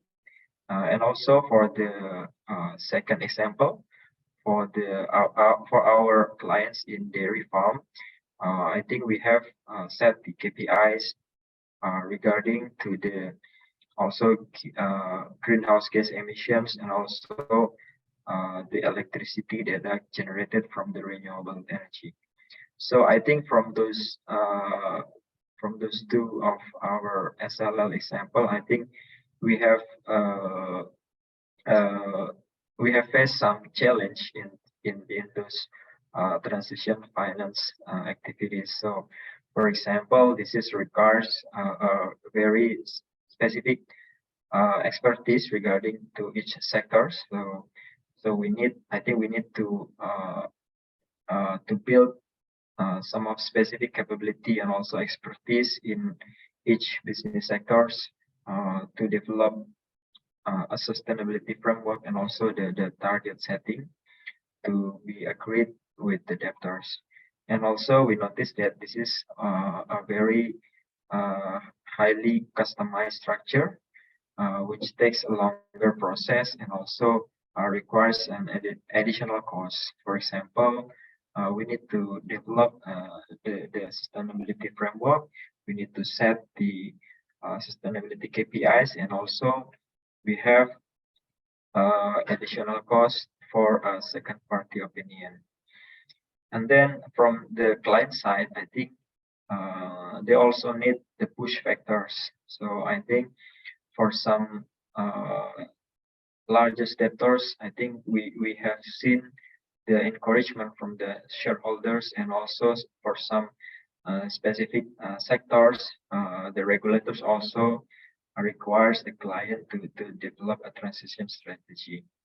So, and then for financial institution like Bank Mandiri, I think we need again to develop our own capability. So that's why we are actively conducting the training or workshops related to this kind of transactions to our RMs, and also involving our clients to promote this ESG awareness, and also involving clients to develop the expertise regarding to the sustainability.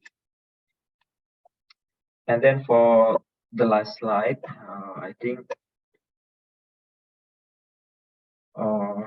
we are noticed that the green and sustainability finance have focus on supporting the low carbon emission activities. But however, to eventually achieve the net zero emissions in Indonesia, I think the much larger amount of financing is required to decarbonize. So for financial institutions like Bank Mandiri, I think we need some of supports, we need frameworks and guidelines. The first, we need a credible approach to identify and link those transition activities. So I think, as mentioned before, a way to identify the transition activities is by developing a transition finance taxonomy. For second one, I think we need a disclosure and also reporting standards to improve the transparency and help prevent the transition activities from greenwashing. So the third one, I think we need to develop our capability as a financial institution, always developing these innovative financing instruments, whether it's transition loans or sustainability loans or bonds. And also maybe we need some additional guidelines from the regulator for these kinds of financial instruments. The fourth one, I think the fiscal subsidies, tax incentive, and also green finance related incentives should be considered to support this transition finance, and also to enhance the bankability of those transition projects. And last part, the last one, I think we need to consider the socio-economic costs such as unemployment, energy shortage, and also inflation maybe need to be accounted for and also disclosed during the design of the transition activities. And we also need efforts to integrate such the social elements. For example, the employment performance as a key performance indicator of sustainability linked products. So I think this is what we can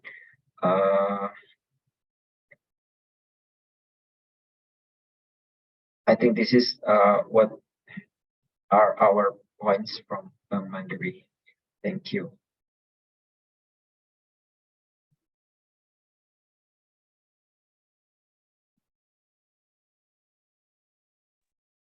Thank you, Pak Rahman, for an excellent presentation. And next we have Bapak Aris Widi Setiawan, Vice President Corporate Secretary and Communication Bank Syariah Indonesia. Pak Gunawan, over to you.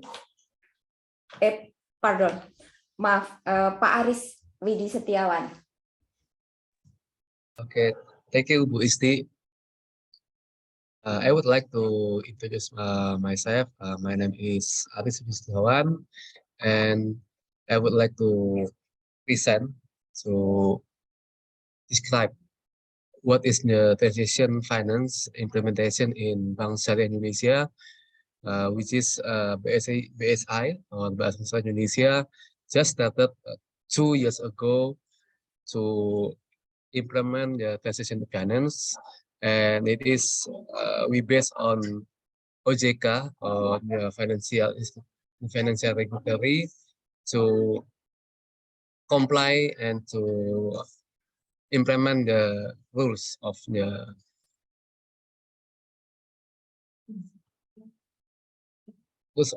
green finance and of course the sustainability finance in Indonesia.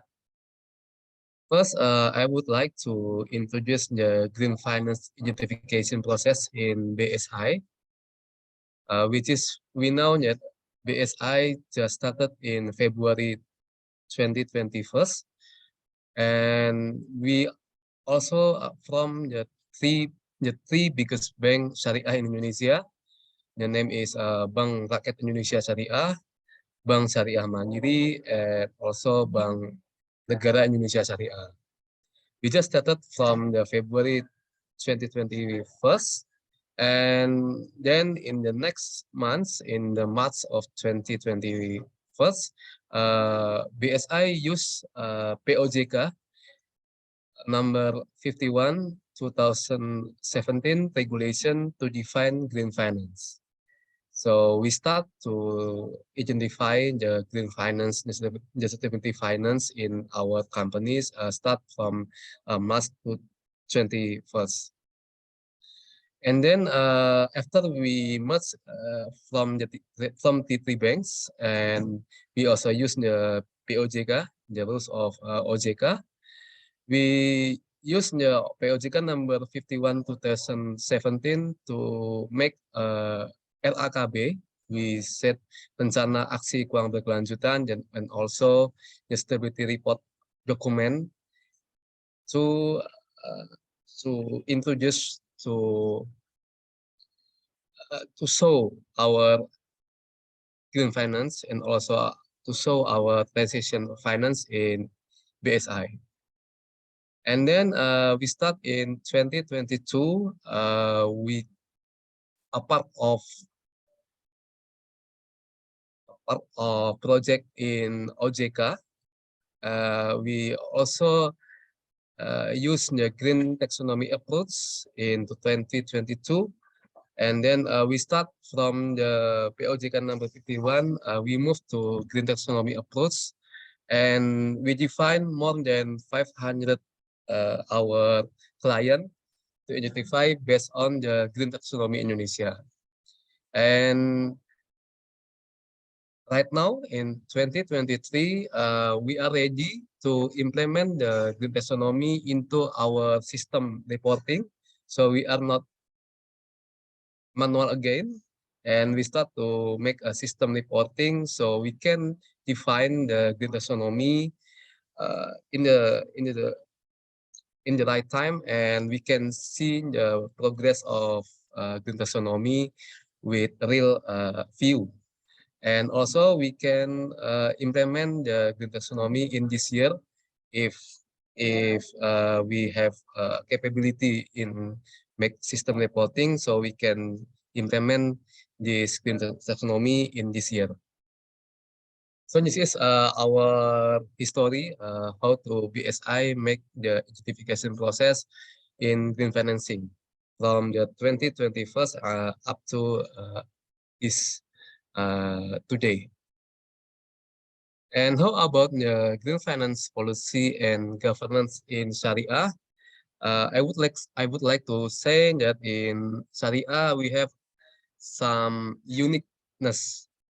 We know the regulatory is from the POJK number 51, but also is from the 3Ps, the People Profit Planet Scheme, and also from the GRI, the Global Reporting Initiative to make stability report, and also we follow the Stability Development Goals of SDGs. But in Sharia, we also add some point. We call it the Maqasid Sharia. What is the Maqasid Sharia? Maqasid Sharia is tell about how our Sharia principle maintain for the 5 point. The first, hifz adin, we must maintain our religion. The second, we also maintain our souls. The third is hifz al-aql. We also maintain our mind to keep a positive mind. And the fourth is about hifz al-mal. We also maintain our asset. So we have to continuous improvement in our asset, and also hifz nasab, or we call it maintain discandent. So we must save our asset, and it can be used for the next generation. So we can protect our environment, protect our community. So we can move to the other generation with a good result and with a better life. So it is from the Sharia principle. So from the green finance regulatory, from the government, from the regulator, and also from Sharia principle, we combine into our internal policy. Today, we have two main concerns. This the first about the standard financing procedure, which is we use the financing procedure with green activity. We combine with green activity. So in this year, we make a new policy. We call it the exclusion list to 2023. In exclusion list, is include about we prevent the illegal logging. So we also address the child labor and the forced labor. We also avoid the fishing activities at sea using nets with a length of more than 2.5 kilometers. And also we avoid the production of activities that are dangerous or use explosive, maybe in coal mining or maybe in other area that can make a negative impact, bad impact to the environment. So this is our policy in green finance, that we support the transition finance in generally. So we move to the net zero transition process of the coal mining sector in BSI. We can say that the coal mining sector in BSI is very low. From the client, we just only have 37 clients, which is when we define with the Indonesian taxonomy in the last 6 months ago until now. From the 37, we see the three client, it is in red classification. As we know, the coal mining sector in our clients, the maximum is in yellow classification. There are no green classification in coal mining sector in our client. So from the 37 client, we include three client is in that classification based on Indonesian taxonomy. And the others, the 35 or 34 client is still in not in classification because we cannot define the classification from 34th client. And how about the outstanding? We know the outstanding of the coal mining sector in BSI is very minimum, only 712.6 billion rupiahs, or maybe if we compare with our total financing in BSI, just only 0.4% from the total financing in BSI. So this is our mitigation to reduce the risk of the coal mining sector, to reduce the risk of the prevention in environment. So the next is how about implementation? So BSI already has clients with high carbon who have taken steps toward greener practices, such as they have water pollution control, they have also the waste management to reduce the bad impact to the environment. And the second, we give the clients, they must have a proper certificate. Minimum is green and blue, which is indicates that the company is compliant in environmental management. So we must make our client have a proper certificate.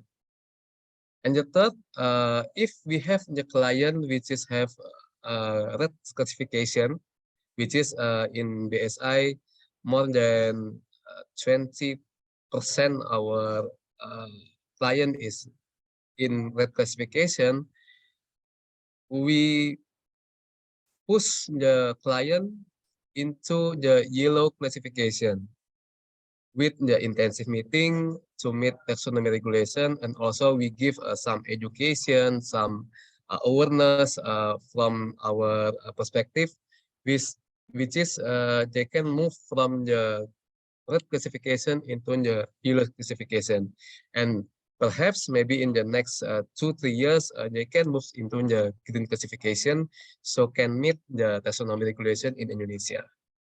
So this is all our action, our process to make net zero transition finance in BSI.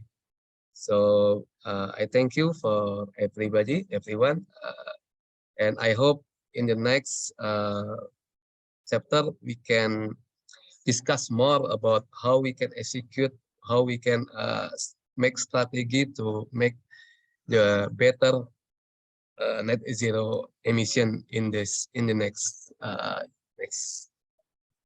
opportunity. Thank you very much. Sure. Thank you, Pak Aris, about your presentation and for the perspective and BSI plan to support transition finance. Thank you. And lastly, we have a representative from CIMB Niaga with Ibu Lina, Head of Good Corporate Governance and Sustainability. Over to you, Bu. Yeah, thank you, Bu Isti.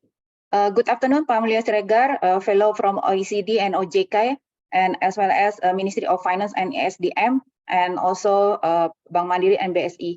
Due to the time constraint, please allow me to speak in Bahasa so I can speak faster. Let me share the presentation.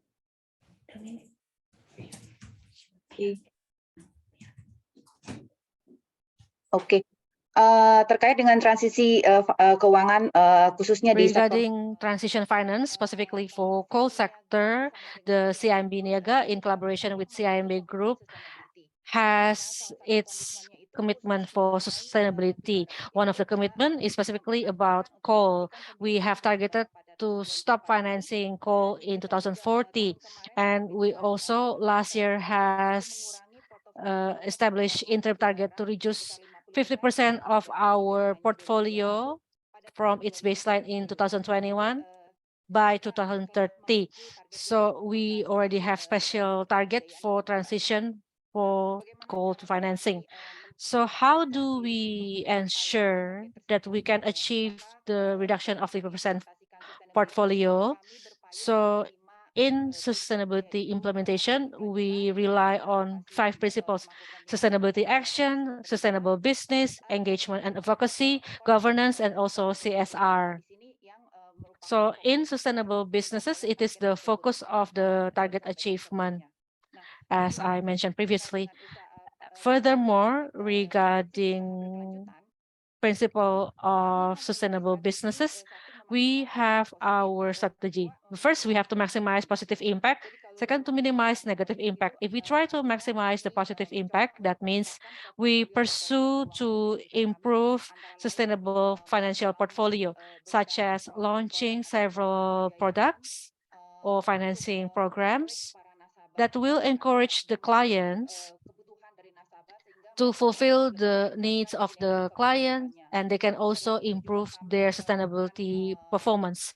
And we conduct dissemination, one-on-one discussion, so that our clients will have higher awareness on sustainability, and hopefully they will be encouraged to improve their sustainability performance. On the other hand, our banking business cannot rely solely on sustainable financing, but we also need to be concerned about clients who basically have businesses that might have negative impact to the environment. So we try to minimize the negative impact. So we encourage those clients so they can reduce their negative impact based on their operation, and they may impact the social or environmental sectors. So that's why we have what we call as the sustainable financial procedure and policy. We have exclusion lists, and that list will prohibit certain activities. If they are categorized in that list, they will have business under exclusion list. That means automatically we cannot cooperate with them. And we also have sustainability due diligence, where each proposal of financing, specifically for corporate client, we will conduct due diligence. We will observe their environmental and social issues. Furthermore, I will also share in the following slide. We also have developed the list of sectors that are considered as high sustainability risks. So this high risk on sustainability will affect the process of our sustainability due diligence. We also have sectoral guidance. This sectoral guidance is our internal guidance, where we have determined the minimum requirement if the client would like to access our financing facility. Automatically, we highlight the corporation with high risk of sustainability based on the list that we have established. And in the final part, we also conduct monitoring because we have the due diligence process. We eventually will understand our client's profile, and we will perform monitoring and to determine the risk appetite. And in 2022, we also try to measure the emission in scope 3. It is the emission of our financing facilities.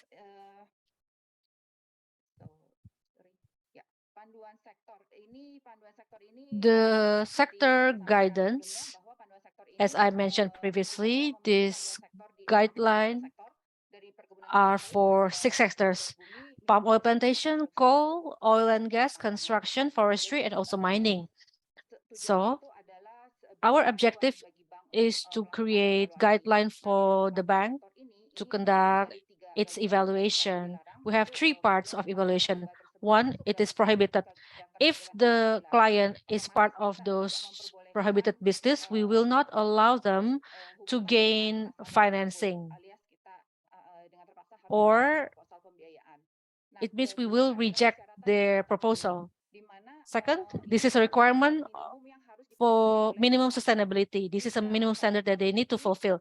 If the client already fulfill it, we will offer recommendation and continue to the credit approval. But if they haven't fulfilled the minimum sustainability requirement, the bank will engage the client to develop their action plan. And we hope that they can fulfill the minimum sustainability criteria. And the action plan should be compromised and agreed by both parties. And the monitoring will be regular and it should be committed by the client. And the third phase, it is encouraged. So our best practices will be shared with our client. We will share with them about our best practices in the relevant sector, and it can be adopted by the client so they can improve their sustainability performance. Untuk batu bara, ini For coal, sektor yang kami miliki. this is the guidance that we have, sectoral guidance that include the mining of coal to the power plant, manufacturing, and also the contractor. What is banned is, this is our exclusion list. On the last two, it focus on coal. We are not financing or investment of mining and also the power plant that is greenfield or expansionary in nature. But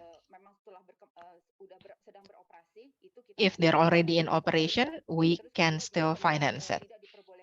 And we are also not allowed to provide finance to the mining that is using mountaintop removal method. And the sustainability, the minimum sustainability standard that the company should have is to have AMDAL document, human rights commitment, health and safety procedure, and the plan to do diversification to lower the use of coal, in which the diversification target is time-bound by 2040. And for the practice that we suggest to our customer to be adopted is high stock carbon and high conservation value, and also assessment referring to OECD. That would be all from CIMB Niaga. Thank you, Ms. Esti, and all our colleagues would be happy to answer your questions. Thank you, Melina, for representing a woman gender in FGD today. And it's certainly very inspiring from your presentation from CIMB Niaga. And now we are moving on the Q&A session. I welcome participants to ask questions directly to all speakers, but I see on my screen that we have a question from audience. I think this is a basic question first. I will read the question. So,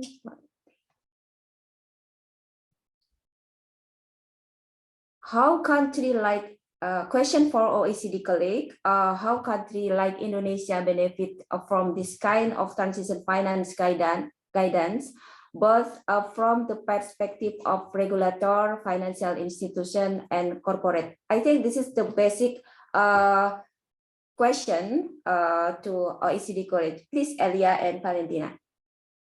Thanks a lot for the question. I think the guidance that we've developed tries to be relevant to the three types of actors that are mentioned in the question. So financial institutions, corporates, and regulators. And the way in which we would see it to be useful for a country like Indonesia, let's start, for example, from the perspective of the regulator. The guidance that we've developed is relatively high level. So what we've tried to do is to come up with kind of key elements that should be taken into account when looking, for example, from the perspective of the regulator at what kind of requirements do we want to put in place for companies within that specific jurisdiction. So then on that basis, a regulator can take those elements and can customize them to work for the specific context within the jurisdiction, and of course build on top of those elements additional disclosure requirements, and make them fit for whatever framework you have in place in your specific jurisdiction. So for example, in the context of Indonesia, if you were to set out guidance or legislation on corporate transition planning, it would make a lot of sense to make the link with the existing green taxonomy and other types of regulation that are already in place that OJK colleagues earlier presented. And then for financial market participants and for corporates, of course, the main reference point for any financial market participant or for any corporate in Indonesia or in any other jurisdiction should be the national policy framework. But in the absence of a national policy framework, something like the OECD guidance can be useful because, again, as I said, it is relatively high level, so you can customize it to fit the national context and to fit the sectoral context. But so in the absence of existing regulation, it can be used, for example, by a company in order to help the company develop a transition plan, or it can be used by a financial institution in order to identify companies that the institution might want to lend to or might want to invest in that is credible from a net zero perspective. I hope that answers the question. I'm happy to go back if necessary. Yeah, thank you, Elia. And maybe I call Pak Sarvi first. You can directly the question with the speaker, Pak Sarvi. Hello, Pak Sarvi.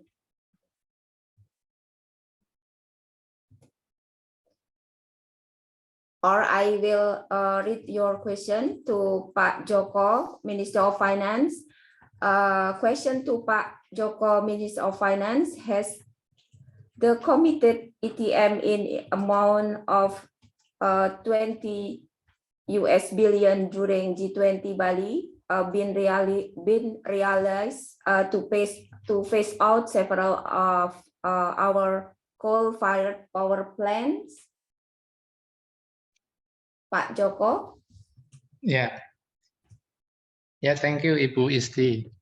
Just to answer the question from Pak Sarwi, I think, like I mentioned before, from my presentation that I present, currently we having two collaboration. I mean two coalition, among the transition energy activity in Indonesia. The previous one under the CEF activity, we call it accelerated coal transition. And CEF will multiply, supported by ADB, World Bank, as well as IFC. Under the CEF activity, under the ACT activity, accelerated coal transition, we are really focused only for early retirement coal power plant, as well as also develop renewable energy as a replacement. From another coalition under the ZP, of course, we are not only focusing on the early retirement, because ZP activity will be bigger rather than ETM activity. ETM only focusing on the early retirement, but when we discuss and deal with the ZP, we can submit all the decarbonization activity in Indonesia. So beyond ETM, PLN also have the possibility to submit the digitalization, and then we can also submit e-mobility activity in Indonesia, producing electric vehicle, electric motorcycle, CCS, CCUS, or other decarbonization activity in Indonesia. So ZP coalition is a bigger and beyond rather than only retirement earlier coal power plant. If discussed with the CEF, of course, we only focus on the early retirement. And our plan to early retirement, of course, rely on the regulation under the Ministry of Energy, because they promises to produce regulation on the roadmap of ETM itself. Thank you, Ibu Isti. Thank you, Pak Joko. And now I call Ibu Diah. Please, you can directly, yes. So, good afternoon, ladies and gentlemen. So, sorry, everyone, can you hear my voice? Yes, Bu. Yes, okay. So, again, good afternoon, ladies and gentlemen. My name is Dia. I'm currently a junior analyst in capital market and Islamic capital market development of Financial Service Authority of Indonesia. Actually, my question is related to what Mr. Sauri has been asked before, about regarding to the many advanced economies returning back to the use the coal to support their power source. And I'm sorry, I can't open my cameras due to my weak internet connections. Yes, and also I read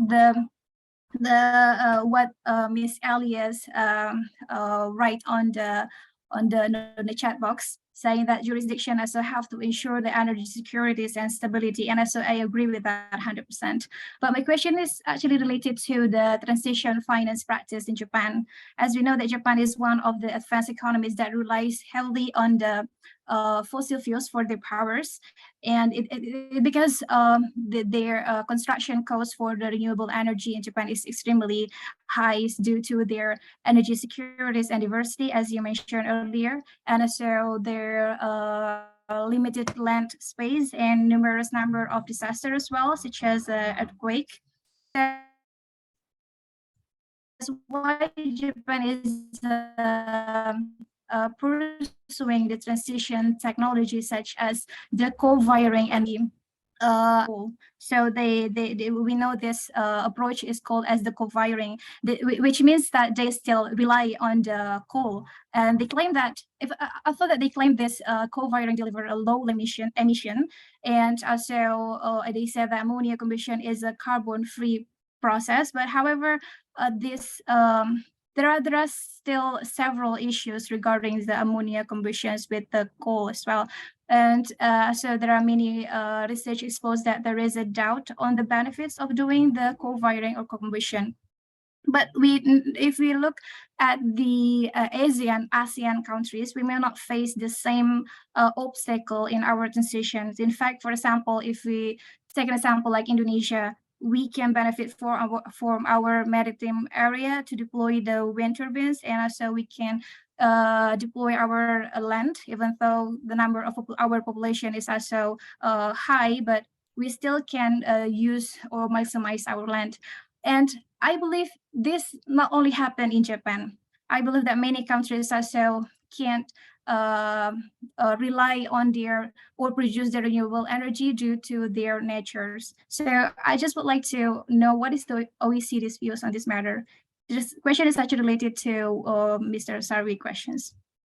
But Mr. Sarwi, maybe the question is related to the time of prices, but this is actually like a normal practice in Japan or maybe in the other countries. Okay, yeah. Yes, sure. Thank you for the question. I mean, it's difficult to give a blanket answer to such a complex question, because I think in reality, the provision of energy, depending on the geography of a country, is going to be different wherever you are. I'm aware of the Japanese example and the discussion around ammonia. I think, part of the debate around energy sovereignty and energy security is that jurisdictions should be able to define their own energy mix. And I think, in Europe, we have the same kinds of discussions on whether we should be using nuclear energy or not in order to get to net zero. And there isn't really a common OECD position on what type of energy source should be used. I think the main thing to bear in mind is that countries that have geographical challenges, like Japan, for example, they will have to resort to other types of energy use than a country that has the right geography in order to be able to benefit from renewable energy, for example. But it's really within the national decision making of that country to decide what kind of energy mix works for them, and in some cases it might have to be linked to import of hydrogen and import of energy sources from elsewhere. I hope that answers the question. All right. So I can say that what I can deduce from what you just mentioned earlier, maybe it's going to be like the issues for maybe not only for OECD but also for the regulators in the world. So thank you so much for your explanation. Thank you, Ibu Diah. And then we have Pak Sukandar. Please, Pak. Yes, thank you, Ms. My questions goes to Ms. Valentina or Elia. I have a simple question. According to OECD, how could the possibilities of the financial entities to renormalize or reapply all financing criteria as usual before for greenwashing debtors? Is there any special, maybe special policies for greenwashing debtors?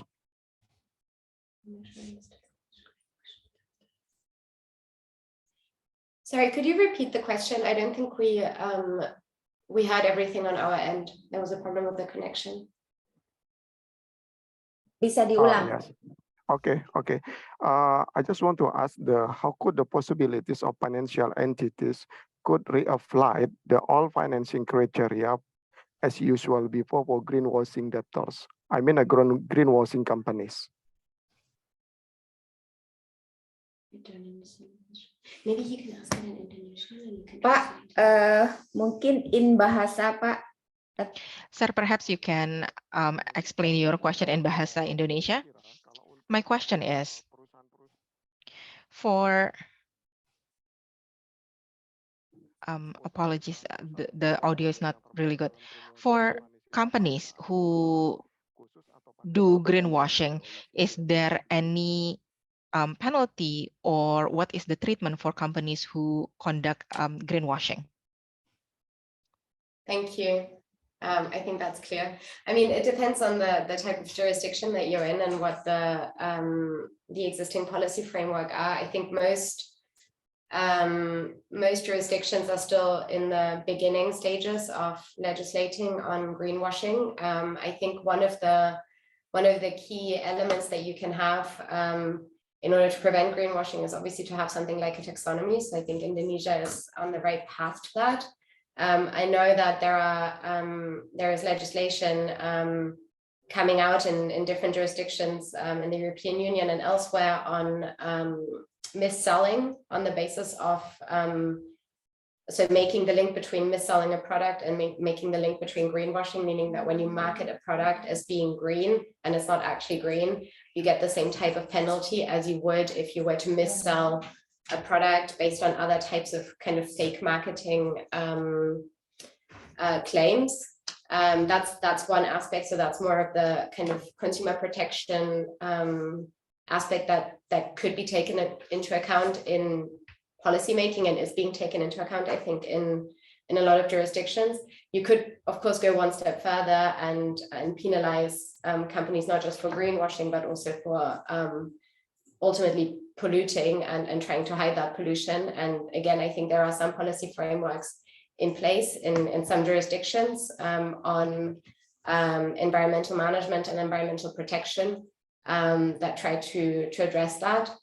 But I think from the perspective of a financial regulator, the most common approach would be to take a consumer protection angle and look at how mis-selling and false marketing is being addressed across the financial sector already, and apply that also to mis-selling products on the basis of false green claims, I would say. Okay, one more. I think the last from Ibu Uli Agustina. Please, Ibu. Hi, Hi, hello. I'm Uli Agustina, specialist director in specialist group of banking supervision. I'm so sorry. I'm running a bit late joining this very fruitful discussion. Just prior to this, I was attending also a discussion with Japan University, Tokyo and Kyoto. And interestingly, the same discussion also going on. And then one thing that I'd love to further explore is that we are already acknowledged that the transition finance, we haven't yet to know which is the success story for us, for the investor, for the industry to get involved, especially the banking. Especially just now, Abu Lina mentioned going what we call, if they have to replace their portfolio from the coal related sectors, and then where do then they have to invest the money? And then it's just like that, maybe you could provide examples of the success story related to the mechanism or the models of the blended finance, and what to expect and who are becoming the lead or something, and also the way the security, for example, maybe using the kind of insurance, the green insurance, or using the what we call the surety bonds or something, so that the project in the long run, they will have, like, for example, safety in the beginning to invest in such long durations. Especially one concern just now raised in the discussion prior to this, that, for example, the explorations for the geothermal, the renewable energy, it took like 7 to 10 years to really discover that the area contain right resources for the geothermal, for example. But up until now, there is not any kind of financing towards the explorations. And maybe this one, you could also provide us with the example, maybe OECD, or they have that kind financing also with other countries, especially the ASEAN countries with highly physical risks, especially we have earthquake and everything. So the impact of also related to the renewable energy, it will also depend on the natural disasters or hazardous items that might happen in our area. Thank you. This is, I think, adding about I think ini bukan pertanyaan, tapi terima kasih atas your input. So I don't think this your is not Bu Uli, question. And many thanks for your opportunity to join with this FGD. Bu Uli is one of director in OJK and in charge in sustainable finance in banking OJK. And thank you, Bu Uli. And time keeping now, and I appreciate everybody time and participation, and wish you all the pleasant afternoon. See you again in the next FGD. Selamat menunaikan ibadah puasa bagi Bapak Hopefully Ibu you can sekalian di conduct Indonesia, your fasting dan month semoga in a very ibadah successful bulan puasa manner, and nanti hopefully semua akan dimudahkan. your Terima kasih. religious activity runs smoothly, and thank you so Terima much. kasih atas partisipasinya. Thank you for Sampai your ketemu participation untuk FGD until we selanjutnya meet dengan again topik in the next transition finance. FGD Terima with kasih. the topic Assalamualaikum of transition warahmatullahi finance. wabarakatuh. Peace be Om upon us all. Santi Santi Om. Terima kasih. Peaceful greetings. Thank you very much. Izin pamit ya Mbak Isti. Terima kasih semua. Terima kasih Bu. Terima kasih Bapak Ibu. Selamat puasa. Pamit. Pak Mulya, terima kasih Pak Mulya. Ibu Thank you, Mbak Sinta Isti. terima Makasih kasih. ya.